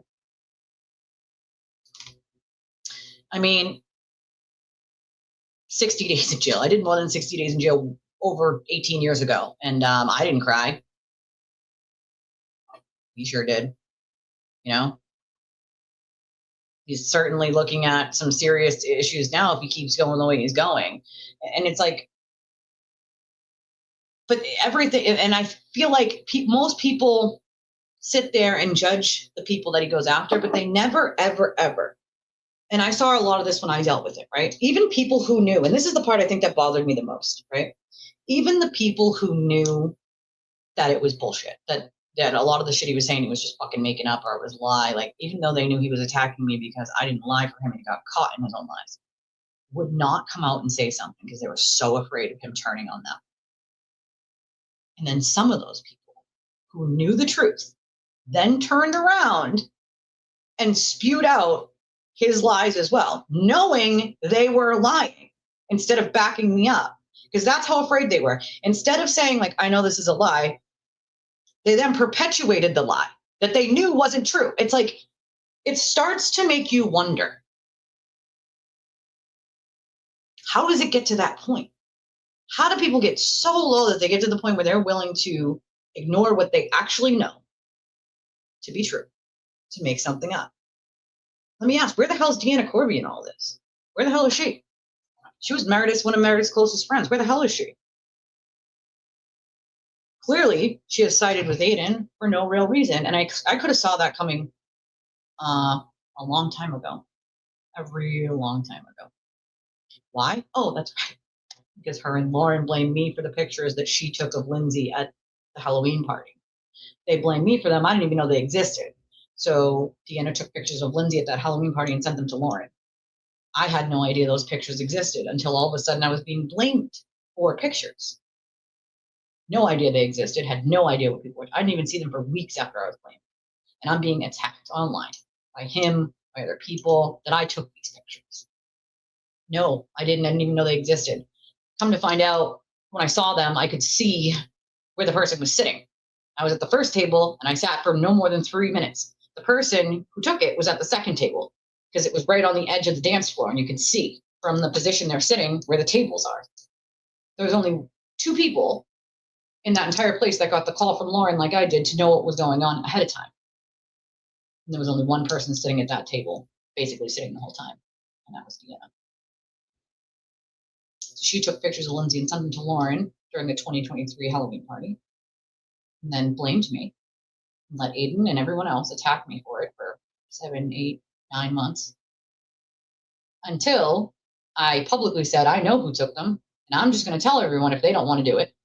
Then all of a sudden she was in my inbox being like, oh, well, I didn't know that's why I didn't know you were upset about that. Please, let's not downplay this. You're just mad because Aiden said you're a scammer. Yeah, that's what it is. That's what he says everyone is. Let's get real here. Yeah, that's what it is. It's not the fact that you're lying to cover your own ass because you and her are so afraid of what he's going to do to you that you blame me for something you did. That's fucking shameful. So if you're willing to blame other people for things that you did and watch them be harassed into oblivion over it, then you're not a fucking good person.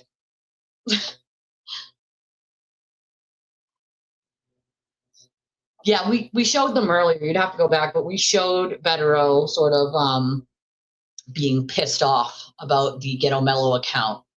I do feel like Christmas. Yeah, Mike did say that. I ain't crying. Like, I wasn't crying. Like, come on, man.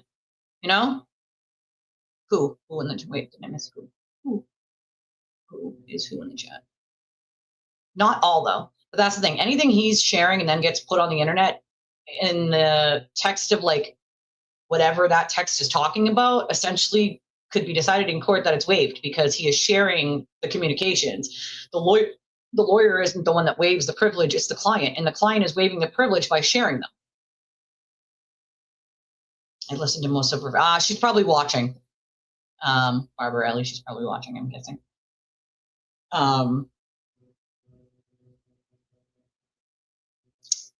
But I feel like Christmas a little bit, not gonna lie. Yeah, Barb's watching. She's watching. On a cousin of mine was over a $10 purchase. I agree, it wasn't right, but he did a whole. Yeah, that's crazy because then he knows what he's doing when he mentions someone's name, where they work, where they live, whatever. He's inciting his mob of people to go after people. And I think JFK actually is the only one that actually asked him face to face, like, so why don't you just tell your audience not to do those things? You know, you could get in trouble, right? And it could come back to you. Why not just tell them not to? Oh no, I'm not going to do that. Why not? Why not though? Oh, they're not going to listen. That was his excuse. Like, no, you're not going to do it because you want them to do it. It's a dog whistle. We all know it. Let's not act like it's not, right? That's the reason why. Because I tell my audience all the time not to do that shit. Don't fucking do it. Do not do it. Do not do it in the name of me, my show. Do not fucking do it. Do not do it. You know? So that's the thing. It's like watching a train wreck, but at the same time, like nobody knows what was happening behind closed doors. You know? So what does it mean as far as waiving his privilege? Well, he's waiving his privilege on those communications when he shares them and then they get out into the public. He's essentially sharing them with other people, which waives the privilege of them. So, I mean, where it might not waive everything they've talked about, it'll waive some of it because he's sharing it. That waives the privilege. You know? If I was those attorneys, I would have already dropped him by now. He's a liability. And it's going to be their license that's going to be up on the chopping block if eventually they don't. Make no mistake about it. If he has to throw his lawyers under the bus to save himself, he will. You know? Oh, yeah, freedom of speech and all that yada, yada, yada stuff that he talks about. Yeah, it's only freedom of speech when it's him, though. Remember that. It's not actually freedom of speech when it's everyone else. He only cares about himself. You know, so I love when he screams freedom of speech, but it's only when he speaks. If someone else speaks, it's harassment. Did you guys forget what I read you earlier in the email that he wrote to the police about what he wanted her charged with harassment for sharing things on Twitter? Oh, sorry, I thought that was just words on the internet, right? Like, that doesn't matter. That's what we said when it comes to your stuff, though, right, Aiden? Oh, okay. Barb, they love your spaces, they said. There is no line he won't cross. There is not a single goddamn one. You know? Oh, kept booting you out every 2 minutes. That's the thing about spaces. It's very glitchy sometimes. Very freaking glitchy, you know? Challenge the debate, not the person. And not only that, but here's the thing, right? If you're like arguing over something or debating something, and the first thing that you have to say is an insult, you've already lost it. You've already lost the argument. That's it. You've already lost at that point, you know? They love it, Barb. They're loving you. Well, that's the thing is there are a lot of people not on X and they're missing a lot.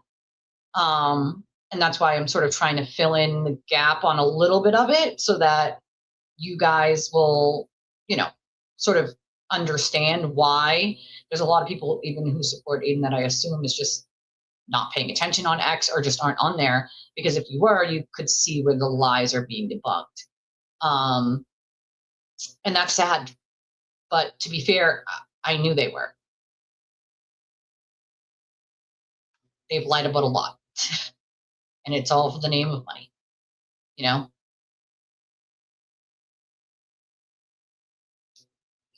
So many people, Sam, so many, you know? You're totally welcome, girl. There's Babs. There's Babs. Yeah. I mean, Merry early Christmas for sure. Like, I mean, it would be greater if he, you know, got a new pair of silver bracelets and that sort of taught him a lesson. Because I don't know how else. Unfortunately, it's not, right? A lot of it is happening on X. And yeah, I have a Discord, so a lot of my Discord will keep other people sort of up to date on what's happening from the people who do have X accounts. They'll send it in the Discord for everyone to see who don't have X accounts so that everybody can sort of be, they can know what's happening. So I think at least everybody in my Discord right now has a very good understanding of what the hell is going on, even if they don't have X. But that's where I try to sort of fill in the gaps, right? Like I try to fill in any gaps I can with some of these things, because for me, it's like, this is something I've been telling people for a long time, right? This is something that, uh-oh, what do we got here? Okay, here we go. Incoming. Incoming, folks.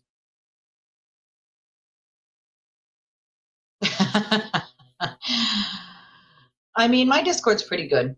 We have a pretty good Discord. Everybody gets along. You can agree to disagree on the Karen case. There's plenty of other cases to talk about. There's plenty of other things to talk about. Like we have a pretty good one.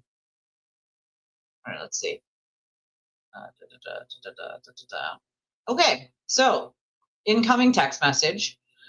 This is between Kim and Aiden, and it says this is November 30th, 3:57 p.m. Hold on one second.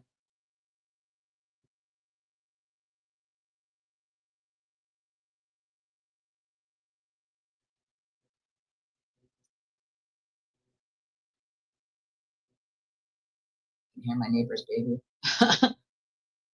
Can you hear my neighbor's baby downstairs? All right, so it says, I'd like to see him hide in a shell too, but I feel like he is right now. One thing I've always wondered is, did you tell anyone besides Meredith who else you talked to about it? Will, Kim, Megan, and Meredith, I know, but unless you talk to them on a conference call, I don't know how someone besides Meredith would know to tell Karen he told 4 other people about it. Because Karen knew that on what, September 13th? Does that make sense? I don't remember who I told that I talked to about it. I definitely told Meredith, who I told, which gave her people she could throw under the bus. Kim and Jess were holding back out of respect for me, but they wanted to unload on her early. So I guess this is between Kim and him. This is about Kim. So this is between, I don't know, who and Aiden. But it sounds like what's being said here is they told it to Meredith, which gave her people she could throw under the bus. Kim and Jess were holding back out of respect for me, but they wanted to unload on her early. So that's like, this is essentially the turtle being like, well, they weren't saying anything for me, but they wanted to already, which just proves like, do what the turtle tells you, right? Or else don't unload on someone yet. Not yet.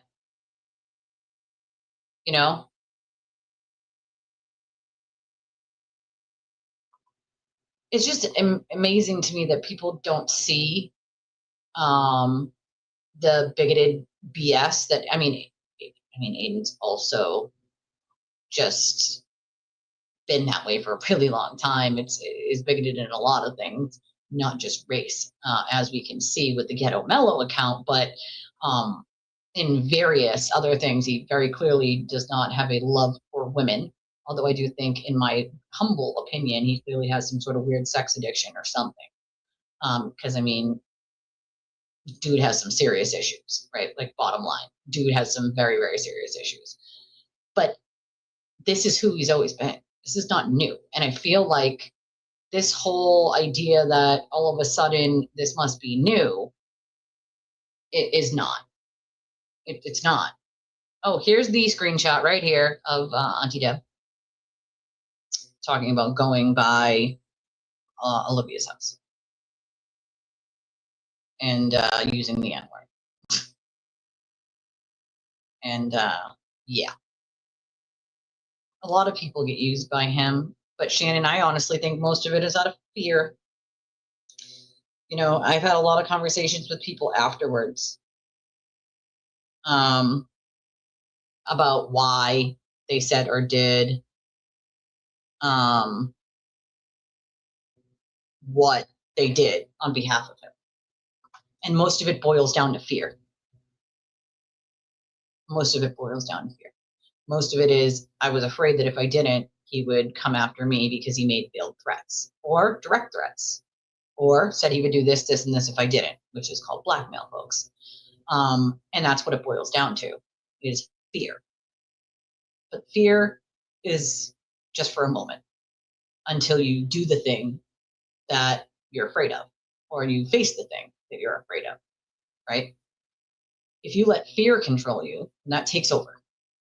I learned that a long time ago, you know, as someone who's been through domestic violence and someone who has, you know, CPTSD, which is complex post-traumatic stress. If you've never heard of it, PTSD would be like one trauma. CPTSD is more than one. Can be a number, dozen or more, two, you know, anything more than one. That I won't let fear dictate what I say or what I do or what I don't do or what I don't say, right? And I will never allow someone to control me in the way that my abuser did. And I think even early on, it's why I had the balls to not fall in line. You know, that's what Aiden wants everyone to do, is fall in line. And I'm not a fall in line type person. Not even for the anti side. I'm not a fall in line type person. I'm gonna do what I think is right. And just, no matter who it's happening to. That Jimmy wrote it. Jimmy wrote the text. This is an Auntie Deb text right here. This is one you guys were asking about earlier. Yeah. So I mean, for me, this isn't, I just feel like so many people out of fear don't say or do what they want to.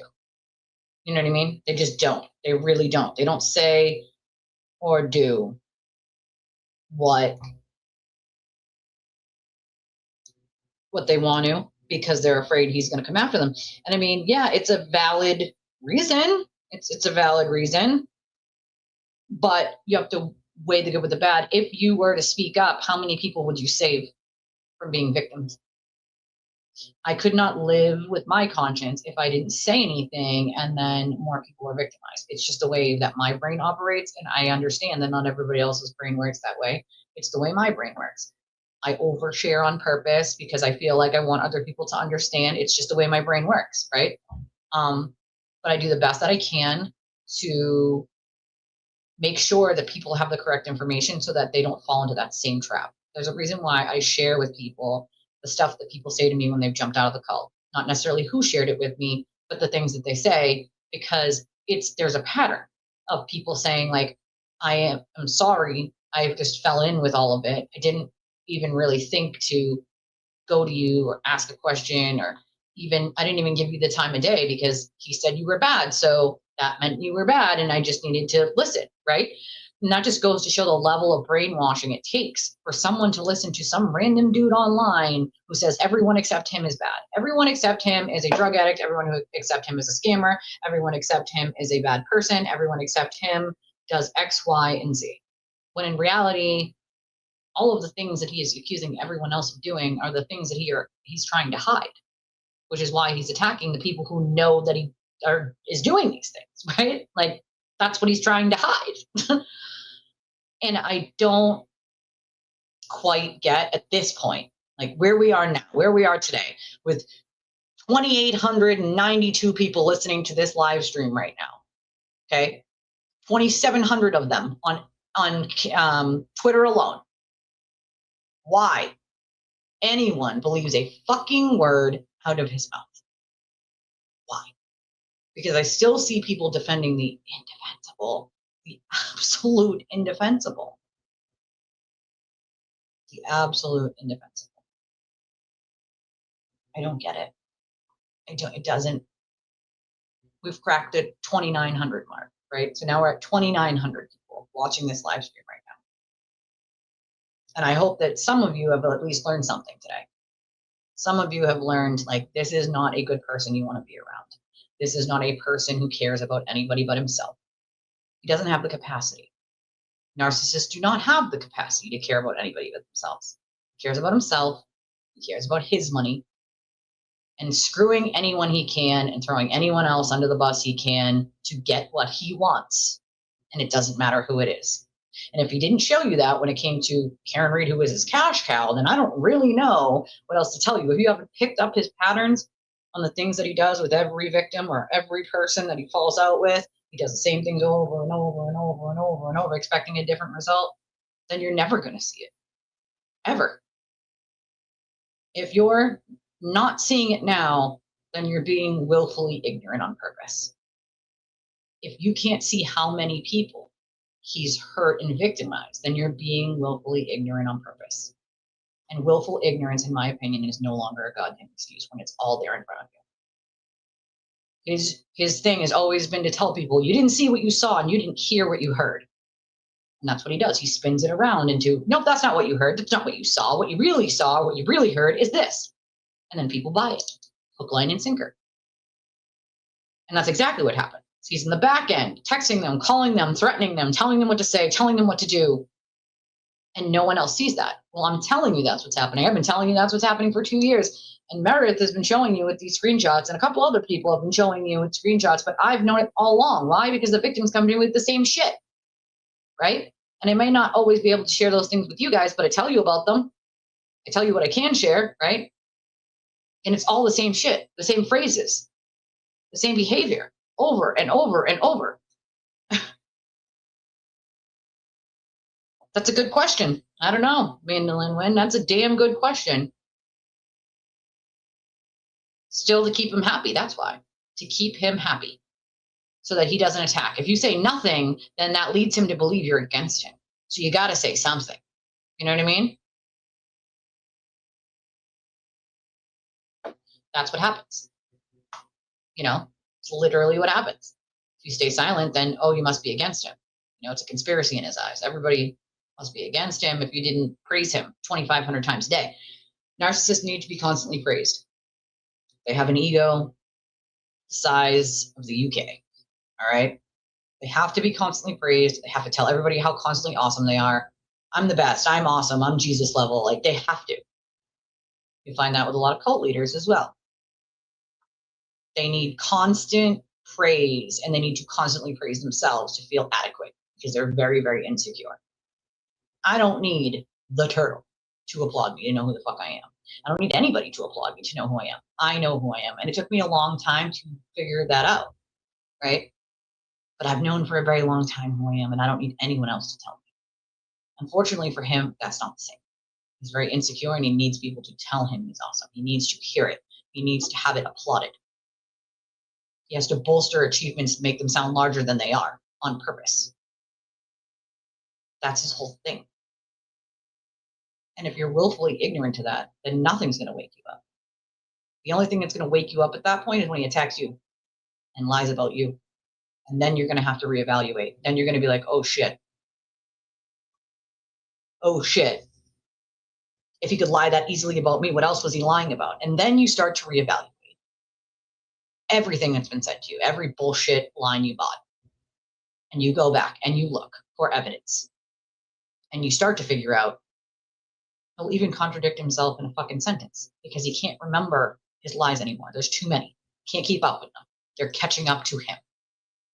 Can't remember who he told what story to. Therefore, there are many. See, when you don't lie, you don't have to worry about that. You don't have to worry about figuring out which story you told people. You don't live in a constant state of fear that the cops are going to come to your house and arrest you because you're not committing fucking crimes. It's a much better way to live, but clearly he does not know how to live that way. You know?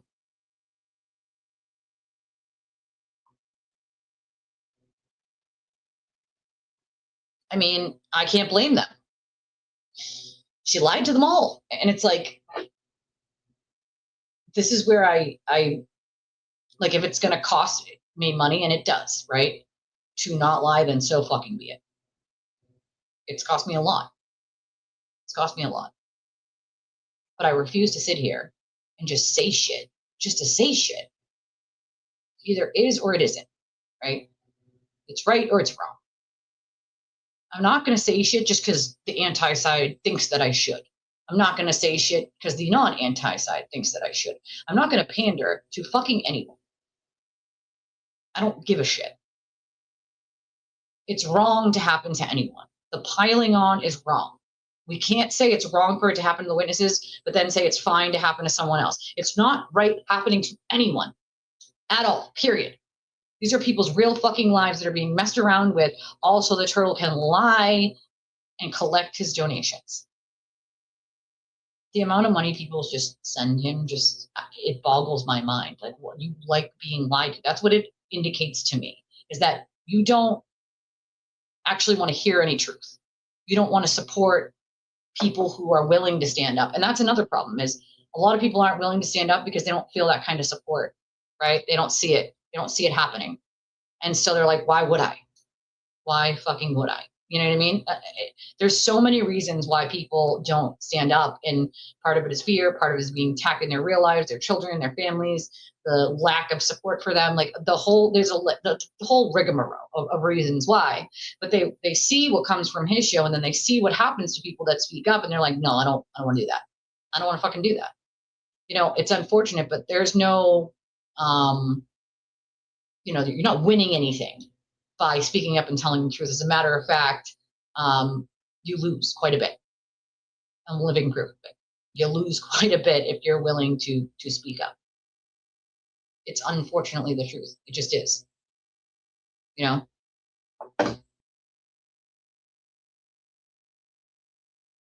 I don't think that's what happened at all. Because you can't download someone's phone and post stuff that's happening right now. She hasn't spoken to him, I think, in it's like almost 3 months. You can't. The download is from his old phones the cops took in 2024. I think it was 2024 or 2023. 2024. No, December 2023. Whatever it was, 2023. I think it was December of 2023. Either way, that's old shit. It's not new shit. The new shit that's being leaked is all him. He shares shit with everyone. That's what he does. It's what he does. This is something he did long before Karen Reed. You know what I mean? Like, this isn't new for him. Leaking shit and sharing shit and then blaming other people. It's something he's done for 10 years. You know? Yeah, there was another lady who got charged 5 times. 5 times. 5. Not 3, 5. I mean, that's crazy. If I saw a charge come in 5 times for the same amount from the same person, the first thing I would need to do is reach out to that person and be like, hey, did you mean to do that? Right? Because you can see that happening right in front of your eyes. Right? Yet he didn't. He waits for people to tell him, like, hey, I'd like my money back. And even then, he wasn't willing to send that lady her money back. The only reason he did is got shamed into it. He was like, yeah, sorry about that. He was ready to hang up on her and be like, yeah, oh, sorry, too bad. He wasn't ready to send her back her fucking money, dude. Come on. And I know she would like to believe that, but she clearly does not know who he is, right? Like, that's just not the way it works. It's just really not. It's unfortunate, but it's the truth. That very well could be the case, but my belief in what I know privately is he sent it. He sent it to multiple people, and one of those people sent it to Karen. Oh yeah, it doesn't go anywhere on purpose. He makes it that way on purpose. This is something he's done for a long time too. The double and triple charging is something he used to do on purpose, like years and years ago. People who worked with him have already made that, said that.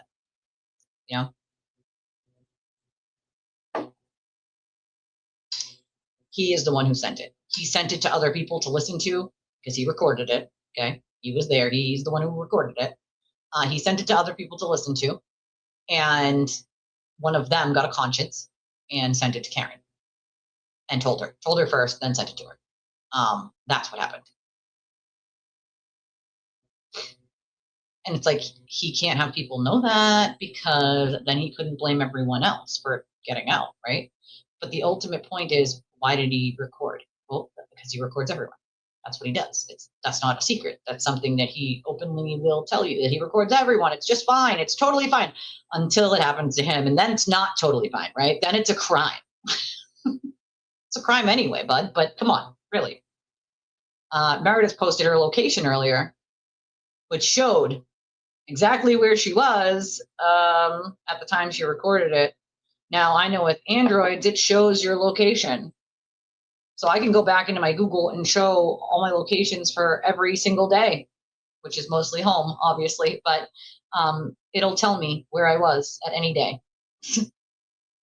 The intent of recording it was to use it later on. He wanted her to sign on to that deal that would make him a ton of money. And she did not want to sign on to the deal because he was a part of it. She wanted nothing to do with it. And so she kept saying no, and it kept pissing him off. So he thought if, they got in some sort of argument, he could record it and use it later on and say, you're going to sign on to this deal or I'm going to release this recording and it's going to ruin you. It's the same intent he has every time he records it, is to use it for leverage. Anybody who believes otherwise is, again, being willfully fucking ignorant because it's the same goddamn patterns over and over and over. He records somebody, he threatens them with it. He records somebody, he threatens them with it. Same thing he did to Lisa, to Kara, to even recorded Meredith. I mean, come on. I mean, this is a pattern of behavior, people. He's a sick human. He's a sick human. It's always been used as blackmail material. And I know that because I have it from other victims of him doing the same goddamn thing. This is not new information. It's something he's done for a very long time. Okay?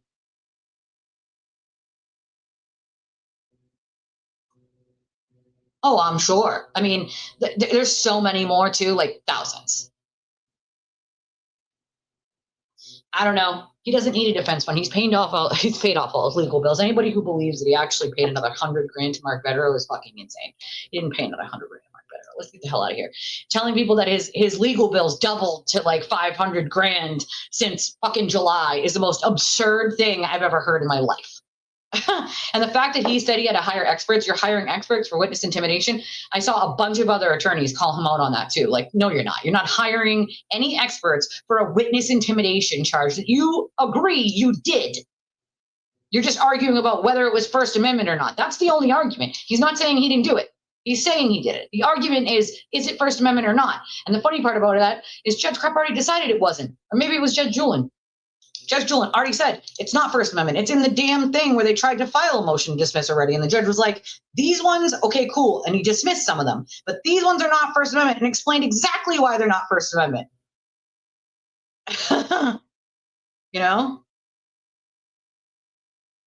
That's very true. But even if you throw the receipts out, YBE, and I tried this early on where I'd be like, okay, he's a liar. Here's a receipt. You know what happened to me every time I did it? Oh, it's fake. The receipt's fake. He would never say something that dumb. He would never do something that dumb. He would never do this. He would never do that. He would never say this. He would never do that. You made that up. It's fake. It's AI. And it was like purposeless at that point. It's like, cool. You guys want to believe that? You want to be that willfully ignorant? That's on you. And at that point, I was like, I don't give a fuck at this point. You know what I mean? I don't really care what a bunch of random people on the internet think about me. How about that? I don't fucking care because the people who bother to get to know me, the people who actually bother to get to know me, know who I am. I don't need people who are doing this BS and believing this crap to just, I mean, it's crazy.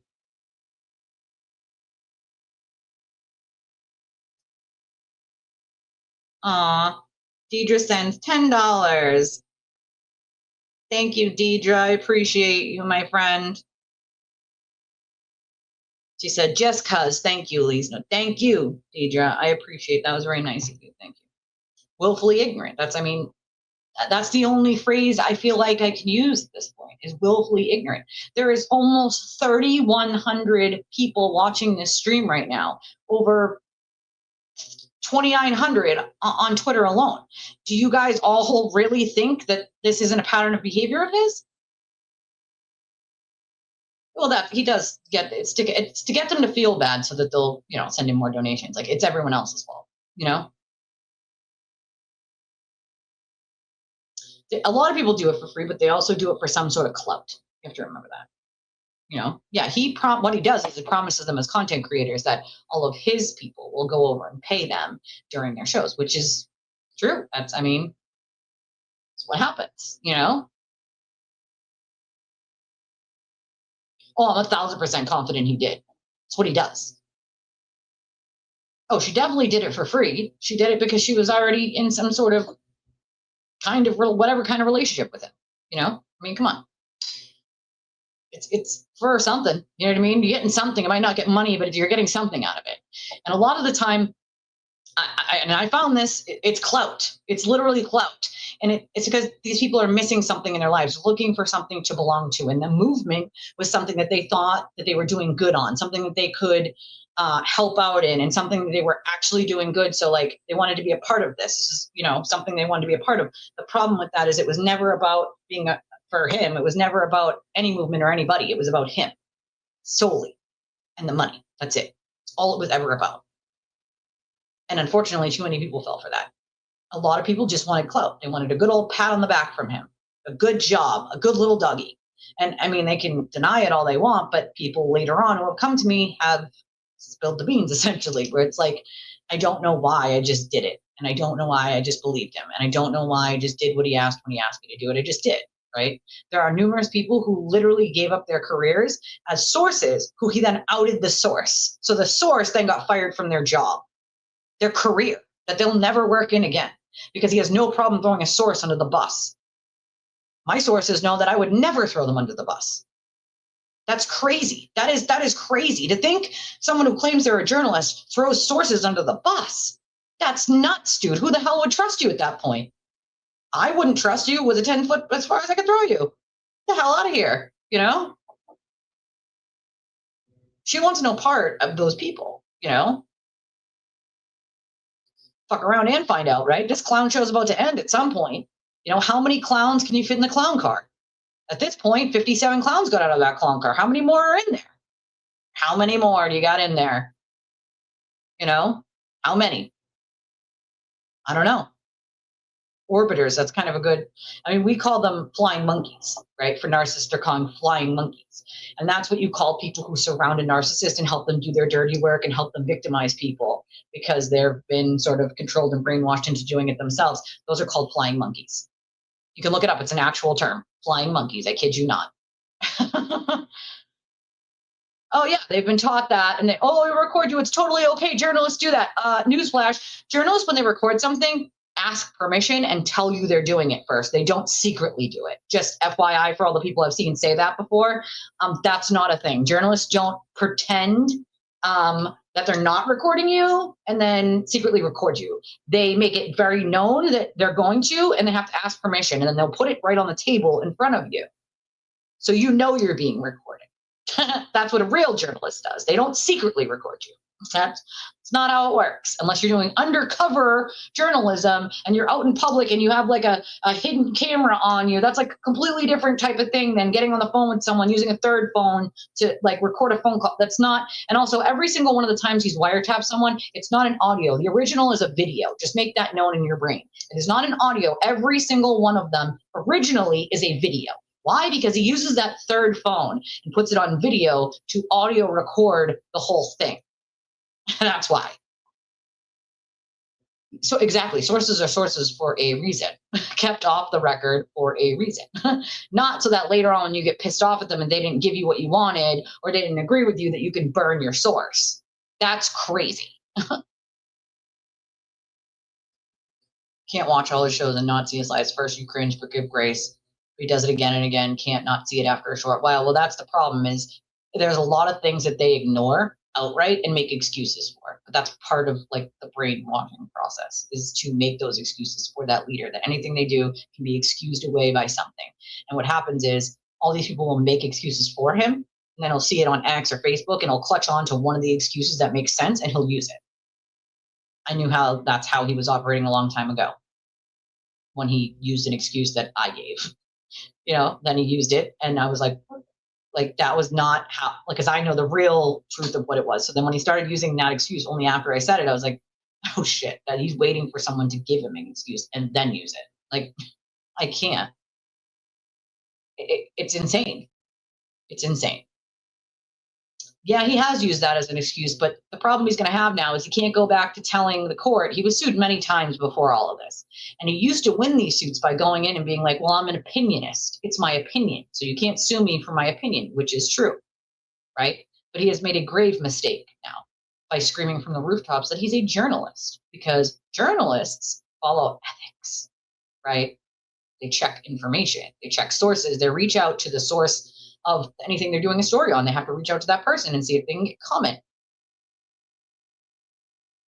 and questions about what other people said or responses. He doesn't do that. He wouldn't even issue retractions. Come on now. You know what I mean? Flying monkeys. Yeah, flying monkeys. It's an opposite. He doesn't do journalistic work. It's not what this is at all.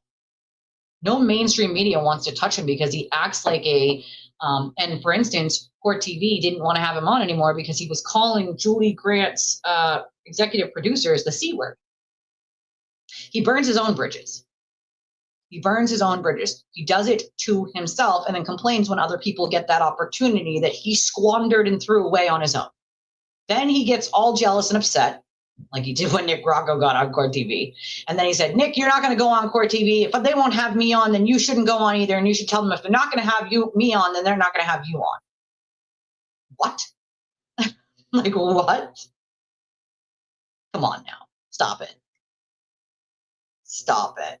Yeah, he's too busy catching felonies. Felon flicks, right? Most of us watch Netflix. He likes felon flicks. Hashtag felon flicks. You know, Mother Goose got stories. He's got felonies. It is what it is. I would never move like that. That's just weird shit. It's weirdo behavior, as I call it. Weirdo fucking behavior. Weirdo behavior, you know? If I was Howie Carr, I would never talk to that loser ever again. Ever again. Oh, yeah, this has been going on 10 years. 10 fucking years. It's 10 years. I don't know. 10 years. You know what I mean? And there's always people making excuses for him, so people buy it, you know? So, yeah, the world of professional journalism, anybody with a professional anything won't touch him with a 10-foot pole. He's too much of a liability. What he did when it came to M. William Phelps, he screwed himself on that one. He killed a lot of opportunities when he did that. Yeah, it's such a charmer, right? Darvo King is right. It's just insane to me. It just doesn't make sense. King Darvo, yeah. Oh, he's going to sell the Wilbur without Jimmy this time? Apparently, a lot of people had to give away tickets and buy extra tickets to get that quote to sell out. So it doesn't seem like he really actually sold shit out. Seems like he cried and whined and bitched for people to buy those tickets so that it would look like it sold out, and they did, and they gave away a bunch of tickets. So that's what it looks like to me. Just saying. That's what the evidence shows. I mean, that's the God's honest truth. This is what people said, you know? So doesn't shock me, that's for sure. It does not. The Wilbur. The Wilbur. Well, he's going to have to get new ones, you know? And that's what ends up happening, Sam. He loses a ton of old viewers, and then new people come in and they don't realize what they're dealing with. People warn them, they don't listen. He says, oh, they just have total derangement syndrome. They just don't like me. They just don't blah, blah, blah, blah. He makes up all these excuses about why people don't like him and why they're all out to get him and why he's always the victim, and they buy it hook, line, and sinker. Can't make them listen. You know, you can lead a horse to water, but you can't make them drink it, right? You just fucking can't. It's unfortunate, but it's true. I'd have been here 4 hours, literally 4 hours and about 1 minute. And so I am going to go eat because I am starving like a hostage right now. And I need to go eat something because it is already 3:32. And usually I only do about a 3-hour show on a Friday. This has gone 4 hours. This is a long time. I love your stinking faces. And I'll see you guys tomorrow anyway for verdict watch for the Brian Walsh case, as we always do on a Monday. So I will see most of you then. If you'd like to support our channel, we would very much appreciate it. There's 3,000 of you on X. I appreciate if some of you could come over to YouTube, hit the like button, the subscribe button. That's always, helpful. If you'd like to support our small channel, there's a bunch of different ways you can do so. In the description of our video, we have all the information with our Amazon wish list, which I did add a few things for the kiddos for Christmas. It's all marked on which kid it was, which kid asked for it or which kid it was for. All of that is there.